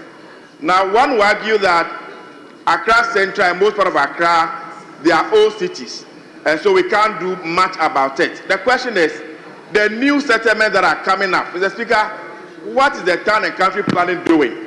Because the expectation would have been that before people even move to a new area, I think the road infrastructure would have been developed, water would have been extended to the place, electricity and what have you would have been there.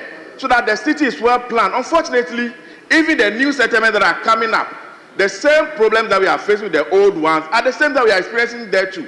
So then you sit back and ask yourself, who is in charge of the country? Who is in charge of the city planning? Are the people really working? And why are we paying them if you are not doing the right thing? And so, Mr. Speaker, we can cite examples across the world of how nations have developed. If we refuse to implement our bylaws, if we refuse to punish people, and that we wait occasionally to come and make statements like this and we leave it at that, we are not going to see any improvement in this country. Mr. Speaker, tree planting, we've been doing afforestation every now and then, and sometimes we wonder, we are constructing roads. You would expect that just around 37, the way they were able to leave the trees in the middle of the road, Thank we you. do the same in some other places. And yet we put the trees down at the least thing. Thank so, Mr. you. Speaker, once again, thank you very much for the opportunity. And let me also thank the maker of the statement. I thank you, Mr. Speaker. Thank you. Dr. Kabiru. Thank you very much, Mr. Speaker.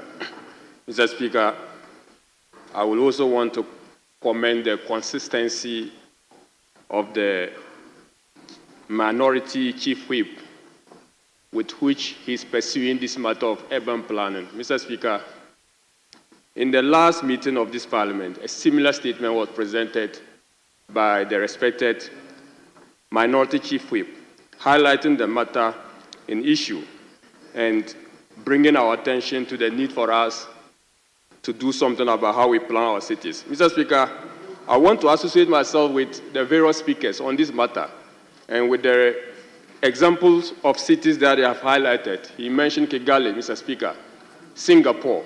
But I want to add another city which we should actually add to our reflection and how they have been able to develop. Mr. Speaker, Curitiba. Curitiba is a southern Brazilian. Curitiba, C-U-R-I-T-I-B-A. It's a Brazilian city, southern Brazil. In urban development planning, Mr. Speaker, some years ago, this was a case every student in urban planning would learn, how the urban regeneration was done in Curitiba. Mr. Speaker, at the heart of their development initiative was what they call integrated sustainable planning of the city, where they factor in natural ornament or natural development into the development program. Mr. Speaker, it was anchored on what they call the radial linear branching pattern. Mr. Speaker, what basically they did was that they directed development along transportation corridors. And once development is directed along transportation corridors, you are able to plan your city. They were also able to introduce what they call the Green Initiative, which the respected member for Salaga South, Salaga North, Salaga South also highlighted why we should not be in a hurry to pull down trees in our haste to development. Mr. Speaker, they also introduced what they call, we call the bus rapid transit system, the BRT system. Mr. Speaker, we are dealing with Metro Mass Transit, we are dealing with Ayolola Bus Transit, we are now introducing electric bus, but we've not been able to consistently manage this transportation system. Recently, we attempted creating a dedicated lanes for the rapid bus system. Mr. Speaker, if you take the Accra and Sawam route, those lanes were created, but they have become eyesores now. They have virtually been encroached, and public buses that are not supposed to be using these lanes are now using those lanes. Is it the case that even once we make attempts to develop our cities along the lines of the developed countries, along the lines of the case cities we have highlighted, why are we not able to sustain them, Mr. Speaker? Is it the culture that we are not just used to that system? And I think that we must begin to reorient ourselves towards. I will want to also note that in this particular initiative, if we prioritize social equity as the baseline for urban replanning or urban regeneration, we'll be able to get it right, because the poor man do not understand what it means to be orderly, because at the heart of it is survival. And if they are going to break the laws, if they are going to be insensitive about the environment in order to survive, they would. But once we factor social re-engineering, social equity into the urban planning process, I'm sure we'll be making it. With this, Mr. Speaker, I want to thank the maker of the statement and the contributors for this brilliant statement. Thank you very much, Mr. Speaker. I think I said 2-2, but I'm inclined to give the Deputy Minister for Works and Housing the opportunity to also make a comment. Yes. Honorable Yezera. Thank you, Mr. Speaker. I'm very grateful. Mr. Speaker, I wish to thank my senior colleague, senior in the House, not in age though, Honorable Anna Dompre, for this insightful statement.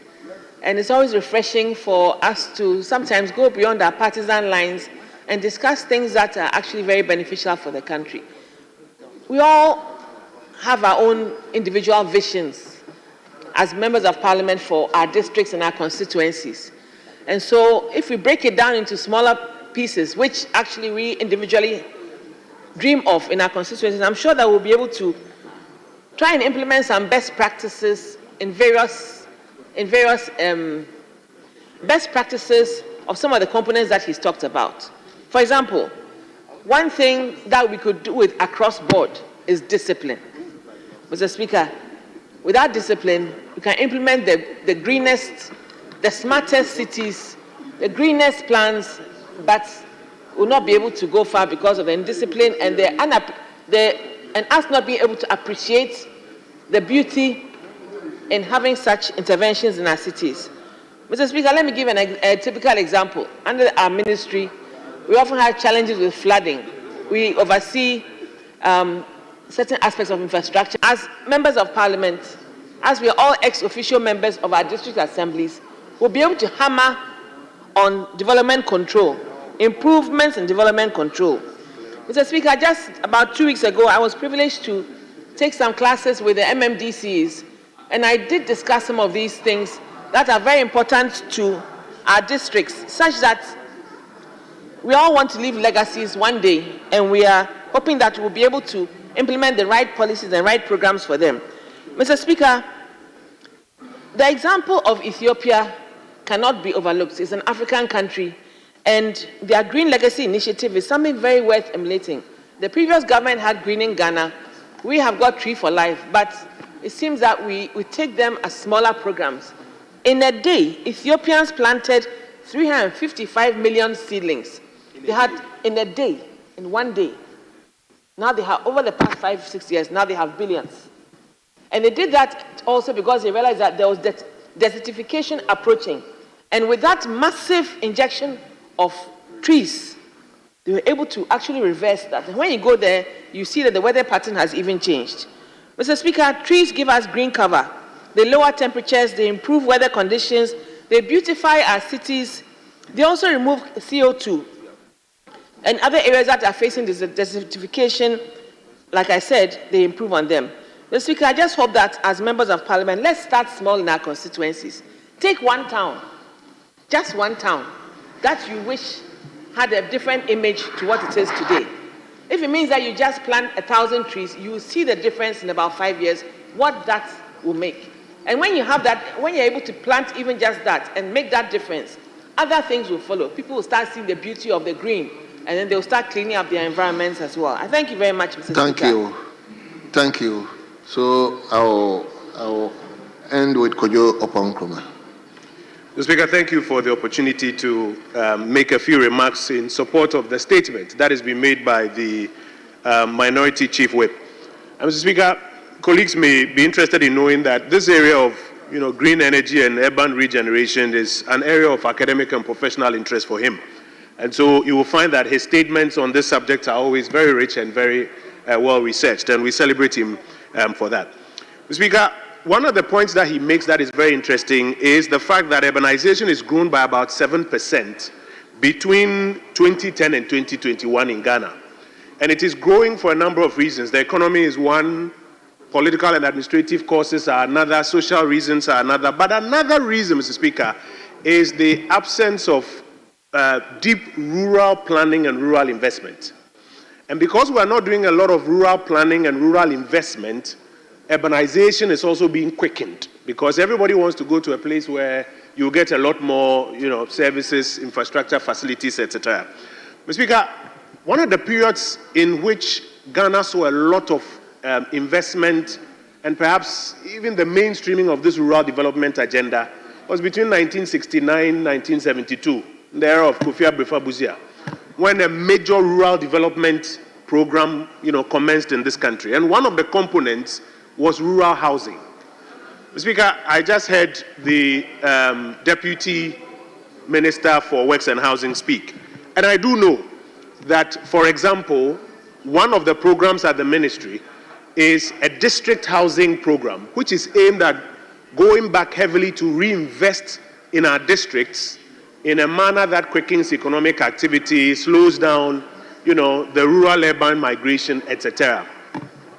Mr. Speaker, my contribution is that we need to deepen how much funding we make available for rural investment, and in particular for district investment and district housing. Because when we're able to do that, the kind of investment that you require in the districts to make people more comfortable to engage in all sorts of economic activity and to progress there is enhanced. And so, from my point of view, I think that resource availability for investment in the districts should be enhanced, should continue. I see the local government minister, and I hear him very often trying to make arguments for an improvement in the resource mobilization that should go there. I think it's one of the things that we need to pay attention to. If rural or district investment will succeed and will help slow down the rate at which we are migrating to the regional capitals. Another matter is the rate of project execution.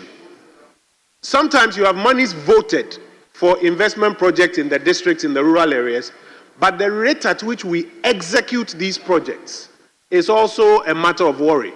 It doesn't matter how much money you vote, if the absorptive capacity is low and projects are not being executed in accordance with these timelines, you won't achieve much. And then finally, again, as the Deputy Minister for Works and Housing mentioned, and as has been mentioned by some of our other colleagues, there needs to be a lot more enforcement when it comes to management, whether of the rural areas or of the urban areas, so that the kind of, may I say, designs that you have in mind and the infrastructure that you've laid out will be able to serve its purpose. Once again, Mr. Speaker, I commend the maker of the statement and our colleagues who have contributed to it. Thank you, Mr. Speaker.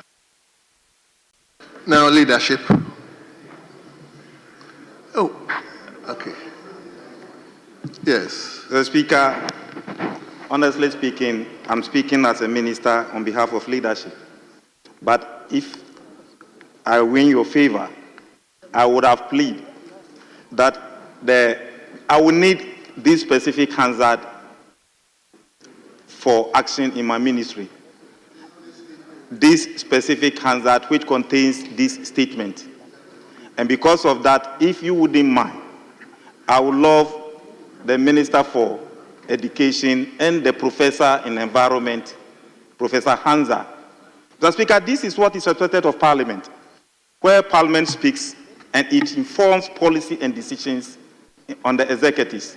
But this is one of the best, excellent research statements presented on this floor. So if you wouldn't mind, Mr. Speaker, we are still in your hands. I would love to listen to them. If I should proceed when I finish, then you give them the opportunity, because I will be coming for copies of the hazard anyway. Mr. Speaker, listening carefully,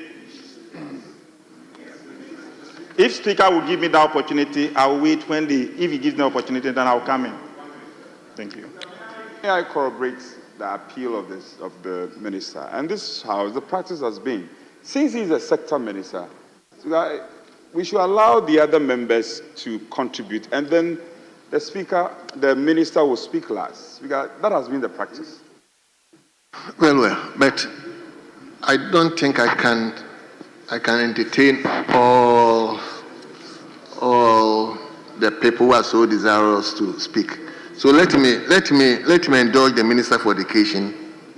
Then you wouldn't.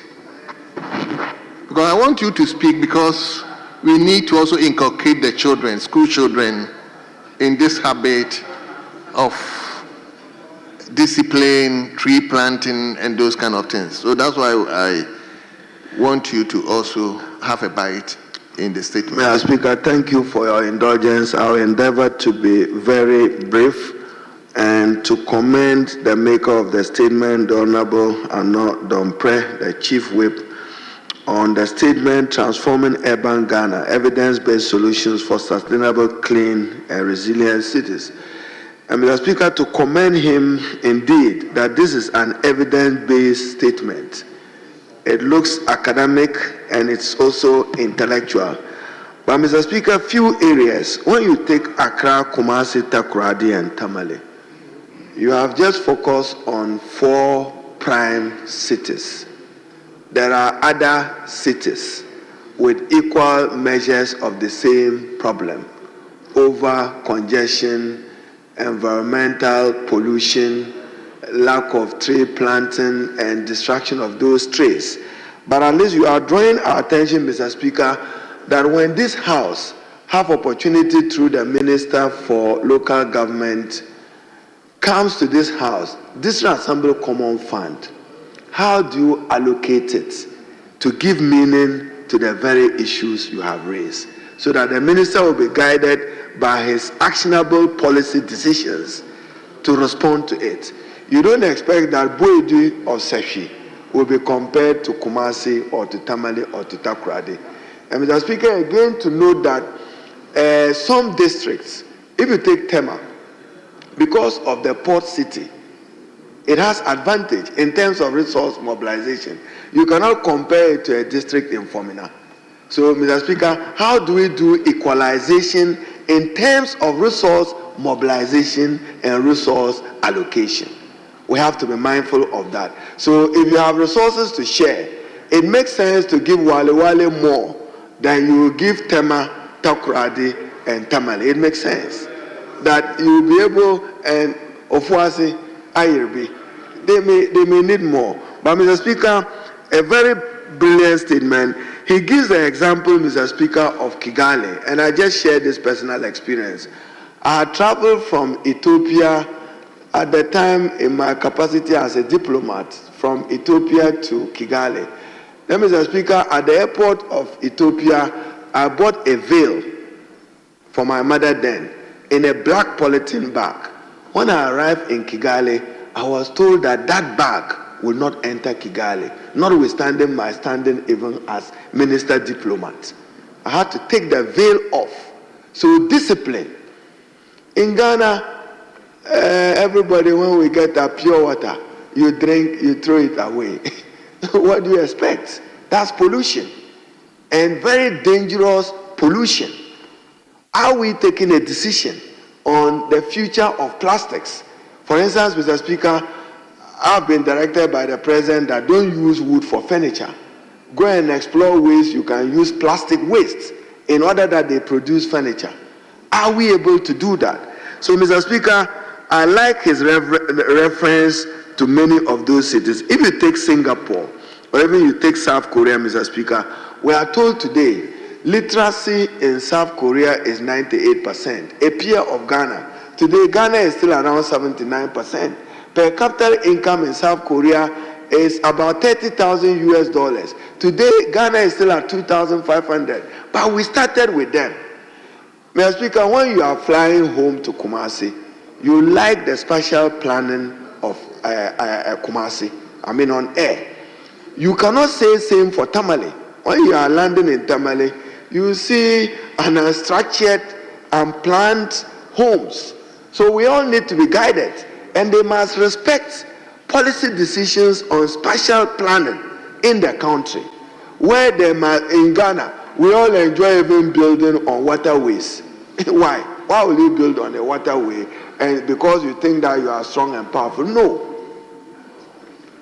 We've seen football, school football pitches being converted to other things. Unacceptable. So, Mr. Speaker, I share his view that we should encourage tree planting. And then when he says discipline, Mr. Speaker, I conclude with it. When you go to Turkey, they also have congestion. But what they do is that they have an effective traffic management system, which is IT driven. So what they do is that the police unit, which is responsible for traffic, will know at this hour that there's congestion on the motorway. Then they will block the route and divert traffic, just create new new passageway to decongest. Ghana is capable of doing that. When you go to Turkey, a traffic management system, we need a more effective and efficient one than one we have in Ghana. Then, Mr. Speaker, finally, Ghana. We all travel abroad and we are told rush hours. The workers of Ghana, their problem is just threefold. Housing. All the workers in this country, what they need is for the state to invest well in shelter and housing for them. Then in transport. Everywhere in America, you can even be living in Washington whilst working in New York, because there is an effective transport system of train and then by air, and maybe your income matches that.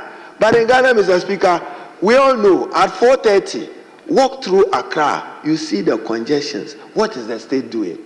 You see workers stranded. They are just looking for a means to get home and get home on time. Then that leads finally, Mr. Speaker, to our roads. Kumasi, Mr. Speaker, I just got back from Kumasi this afternoon. When you are in Kumasi, the congestion, because we have not opened up the city, yet it's one of the fastest growing cities in the country, the green city. We have not invested in Kumasi Road. From the airport to Lancaster, where the German president was hosting, you have to be struggling through traffic. We need to do more in expanding the road infrastructure of these cities: Accra, Kumasi, Tamale, and Takoradi. Because when we are entering Takoradi, the overhead bridge you started under Sino Hydro, uncompleted. Discipline. What happened? So, Mr. Speaker, I want to commend him for a very academic, this one looks like he's writing a thesis to be awarded something else. But to thank him at least for bringing this matter to fore. But this House, Parliament has a role in the way we allocate resources, not just this Assembly Common Fund. I thank you, Mr. Speaker. Thank you very much. So, Professor Hamza, I'll give you just 2 minutes, please. Thank you so much, Mr. Speaker, for indulging me, and to thank the maker of the statement for a very comprehensive, detailed submission. Mr. Speaker, the planning aspect has been detailed, discussed by colleagues. An important aspect that I think that I may want to address is the waste aspect of that, Mr. Speaker. Solid waste is a serious menace we have to deal with as a country. If you walk in the communities, you see mountains of solid waste. And the waste doesn't occur in a vacuum. It is as a result of the attitude of the individuals, which we have to tackle head on as a country, Mr. Speaker. Aside the nuisance that the solid waste bring, we also have a lot of diseases that are coming from the waste. The malaria, the typhoid, and some other diseases are occurring as a result of the waste. Mr. Speaker, there is also another dimension to it. The solid waste we see also generates greenhouse gas, which is methane, a more potent, about 80 to 86 times more than that of carbon dioxide. And so it's a dangerous greenhouse gas generated by the solid waste. It is important that we look at it as a country and see how we will manage solid waste. Mr. Speaker, in conclusion, I can see that Mr. Speaker is showing me his one finger. In conclusion, Mr. Speaker, it is important as a country to strengthen the bylaws and the laws to work in this country, because I know that our laws have comprehensively captured how we will deal with those who drop waste anyhow. But enforcement has been a challenge. Let's look at it as a country, how we will ensure that we deal with those who flout the regulations. The other thing, Mr. Speaker, is sensitization. We have to step up our advocacy drive to ensure that we do a lot of communication to sensitize people on the dangers of dropping solid anyhow, so that we can deal with it as a country. Mr. Speaker. Thank you. The other aspect, Mr. Speaker, to conclude, Mr. Speaker, just I mean to conclude, technology we have to look at how we will introduce technology in managing our waste. The issue of reuse, the issue of recycling is a matter that we have to look at. Finally, Mr. Speaker, EPA is decentralizing, Mr. Speaker. Mr. Speaker, EPA is trying to step up in managing the waste, and so they are trying to widen their presence by introducing district offices of EPA to deal with this. Mr. Speaker, thank you for the opportunity. Thank you. Thank you very much. So, Honorable Jerry. Speaker, thank you very much for this opportunity. Speaker, in mounting my own views on this matter, not for me to sound repetitive, but let me take this opportunity to commend highly the maker of this statement in the person of Honorable Frank Anodompre, the Minority Chief Whip. Very profound statement. And Mr. Speaker, just pardon me to repeat or reiterate this, which for me has caught my attention largely.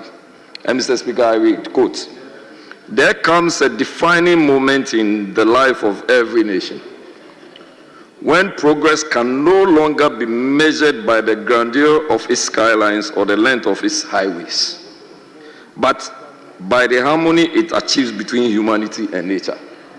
Mr. Speaker, 31st of October happened to have been the World Cities Day. And what was the theme for the World Cities Day, Mr. Speaker? Promoting people-centered smart cities, which is just in line with what the Minority Chief Whip has delivered, transforming urban Ghana.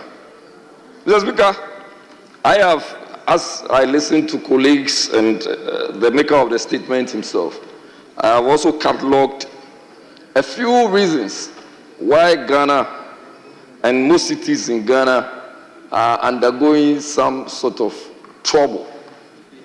Mr. Speaker, like the Minister of Education said, and just in consonance with what the Minority Chief will say, the issue of congestion. Mr. Speaker, I have worked as far back as 2001 to 2005, 2006 in the city of Accra as an aide to the then mayor of Accra, Honorable Stanley Niaji Blanks. When he announced cleaning the city, making the city Accra one of the best places that one can find himself or herself. Mr. Speaker, what happens? There is always the lack of political will. There is always the lack of political will. One person would put in resources, energy, and everything. There will be sleepless nights. You will go and clear the hawkers, the traders on the roads and on wherever they are not on the pavements. Mr. Speaker, let there be an election, a by-election. Let there be a situation that would call for a political. And human beings are building in waterways. Mr. Speaker, who are you to talk? Me. I am going to go to the same people, and especially when there are a lot of people there and they are going to vote. I am making reference to all of this government. Mr. Speaker, when we all come together, we can deliver, and we can leave politics out of keeping our environment clean. Mr. Speaker, with this, my very few words, I want to thank the maker of this statement again, and to ask your good self that this should be escalated. Thank you very much, Mr. Speaker. Thank you very much. Honorable Minister for Local Government, I was going to direct that this statement is forwarded to you so that you help us in implementing some of these recommendations. So I don't think you need another time to expatiate on it. Mr. Speaker, you know I'm always with you, and you know how we think alike. But as for the Hansard, posterity will use it as a research material where my input will not be seen. So if you spare me just 2 minutes. Thank you, Mr. Speaker. Mr. Speaker, let me commend wholeheartedly and deeply from my heart the distinguished Minority Chief Whip for the extensive work and the statement that he has presented on the floor. Mr. Speaker, like I said, this is the essence of parliamentary statements, where matters of critical public importance are brought on the floor to catch the attention of policymakers like my good self, where decisions have to make for nation building. Therefore, it will not be out of place when the statement is referred to the Joint Committee of Local Government and Environment for actions to be taken. But Mr. Speaker, all the items that are said here are things that are deep on my heart. Mr. Speaker, he spoke on public transport, and that is Bus Rapid Transport System, that's GAPTI. Mr. Speaker, when I took office, it was one area I went to check. Between 2010 and 2014, about 200 buses were procured for them by the Mahama First administration. Mr. Speaker, when I assumed office as a minister in 2025, out of the 200 Ayalulu buses, Mr. Speaker, not all of them were roadworthy. And they could not procure even one to be added to them. Mr. Speaker, the question is, are we being productive, or is that how we build a country? The essence of the World Bank giving us those facilities in 2014 to procure those buses was to make sure that we built upon it. But Mr. Speaker, I was not old when OSA collapsed. I was not old when STC collapsed. And Mr. Speaker, we had somebody like Norma Donko to revamp STC. Then I was called home, Mr. Speaker, when they say City Express. Then I will not sit down for Ayalolo bus rapid transport system or to also collapse. So, Mr. Speaker, what I did was I called the boss and asked him, if it were to be your private asset, 200 buses given to you, over 10 years later, you could not even procure one to be added. You now have about 135. Are you fit to be there? Mr. Speaker, we're changing. And because of that, the new man who is there also knows that he is not able to buy some. He will also be changed. So I'm very happy when my colleague is saying that we should buy at least some of the electronic buses to augment them. Mr. Speaker, I want the Hansard, and the copy will be given to the Ayalolo boss and all other heads to read and see the aspect recommendation that you can help to implement. Start doing it. This is how countries are grown. Mr. Speaker, you go to places like East Legon. The beauty of East Legon, the beauty of Sakumono Estate lies in the trees that are planted there. But Mr. Speaker, if you go and the place will become bare, this is a lesson to all of us. Mr. Speaker, people are now running from East Legon, coming to Airport Hills. Because in Airport Hills, there's a green belt where trees are planted, where the atmosphere is green. And I believe there are some characters, the moment they move there, there will be containers there. The reason why the Land Use and Spatial Planning Bill was passed in 2016 was, Mr. Speaker, to make sure that we implement it. But how many specialists do we have in the 261 metropolitan, municipal, and district assemblies? Mr. Speaker, we have only 10 professionals. Out of 261, we have 2 professionals. The office of the head, we may move to be able to implement the policies and recommendations that are given. But my call is that I've commended the maker of the statement. I will need your support. You are mentioning Agri Blanson. Mr. Speaker, as I speak to you, yesterday I met the Norwegian ambassador. They have signed agreement with us. They have selected 10 cities. The 10 cities are Tamale, Wenchi, Techimai, Takrade, and the lights, Mr. Speaker. We are doing the sustainable SDG cities in those cities. Mr. Speaker, people will ask me what was the criteria for selecting them. I must be back before I can do that. So, Mr. Speaker, I will need the support to implement it. Thank you. Thank you, Mr. Speaker, for the opportunity. May God bless you. Mr. Speaker, may you live long. And you didn't include Fomena. Mr. Speaker, once the 2026 allocation is coming, Fomena will be catered for. Honorable members, I think this is a very important statement.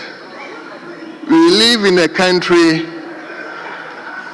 that everybody wants to do what pleases him.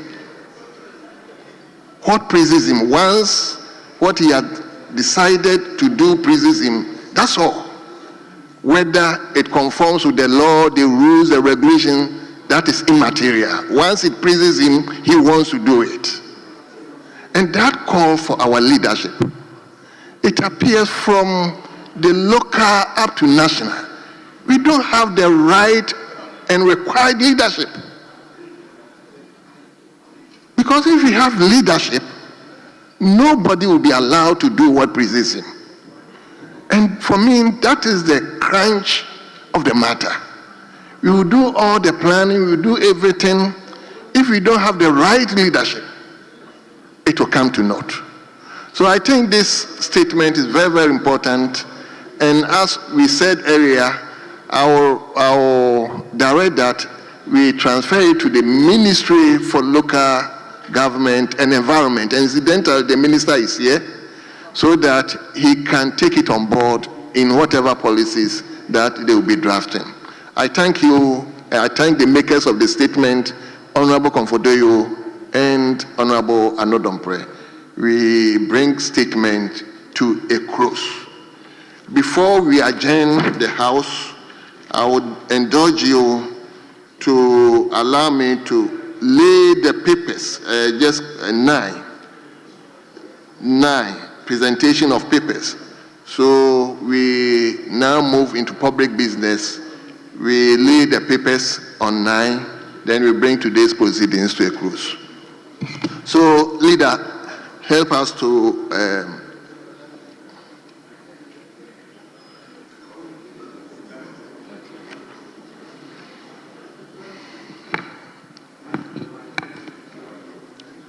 Speaker, who is leader? May you give us indication? The Speaker has mentioned the business to be taken, but who is taking the business? Who is laying the paper? Yeah, where is the chairman? The chairman is not here. Here, the chairman is not even around. So the chairman is not here. If we have no problem, if we have. So I don't think we can lay it today.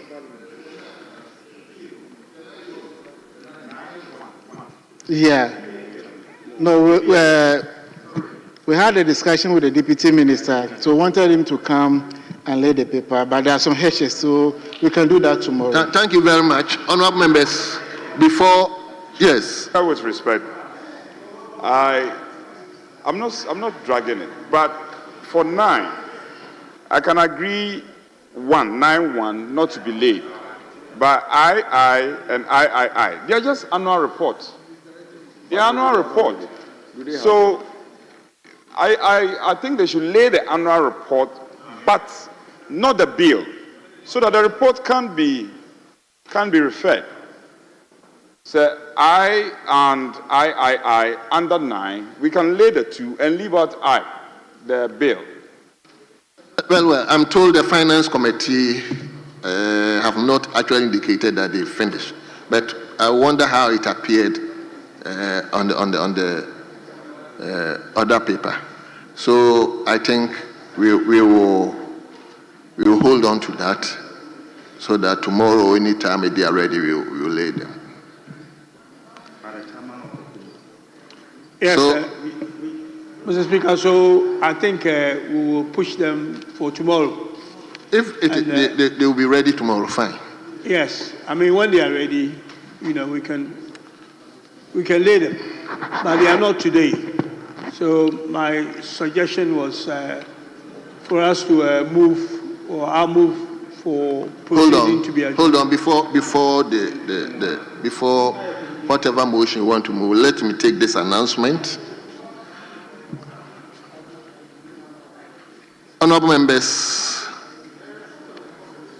I wish to inform the House that Parliament will host the biennial general meeting of the African Parliamentarians Network Against Corruption, APNAC, under the theme Repositioning APNAC in the Fight Against Corruption, Overcoming Current and Emerging Challenges. The biennial general meeting will take place from Thursday, the 6th November to Sunday, the 9th November 2025 at the Alisa Hotel, North Ridge, Accra. This important continental gathering will bring together parliamentarians from across Africa to deliberate and strategize to strengthen the role of parliaments in promoting transparency, accountability, and integrity in governance. It will also provide a platform for sharing experiences, fostering collaboration, and developing innovative approaches to address both current and emerging corruption-related challenges, which continues to be the major threat to our quest for shared growth and inclusive development. The Speaker will officially open the conference on the 7th November 2025. I encourage honorable members, particularly the members of the Ghana APNAC National Chapter, to take a keen interest in this significant event and to participate actively in the proceedings. I thank you for your attention.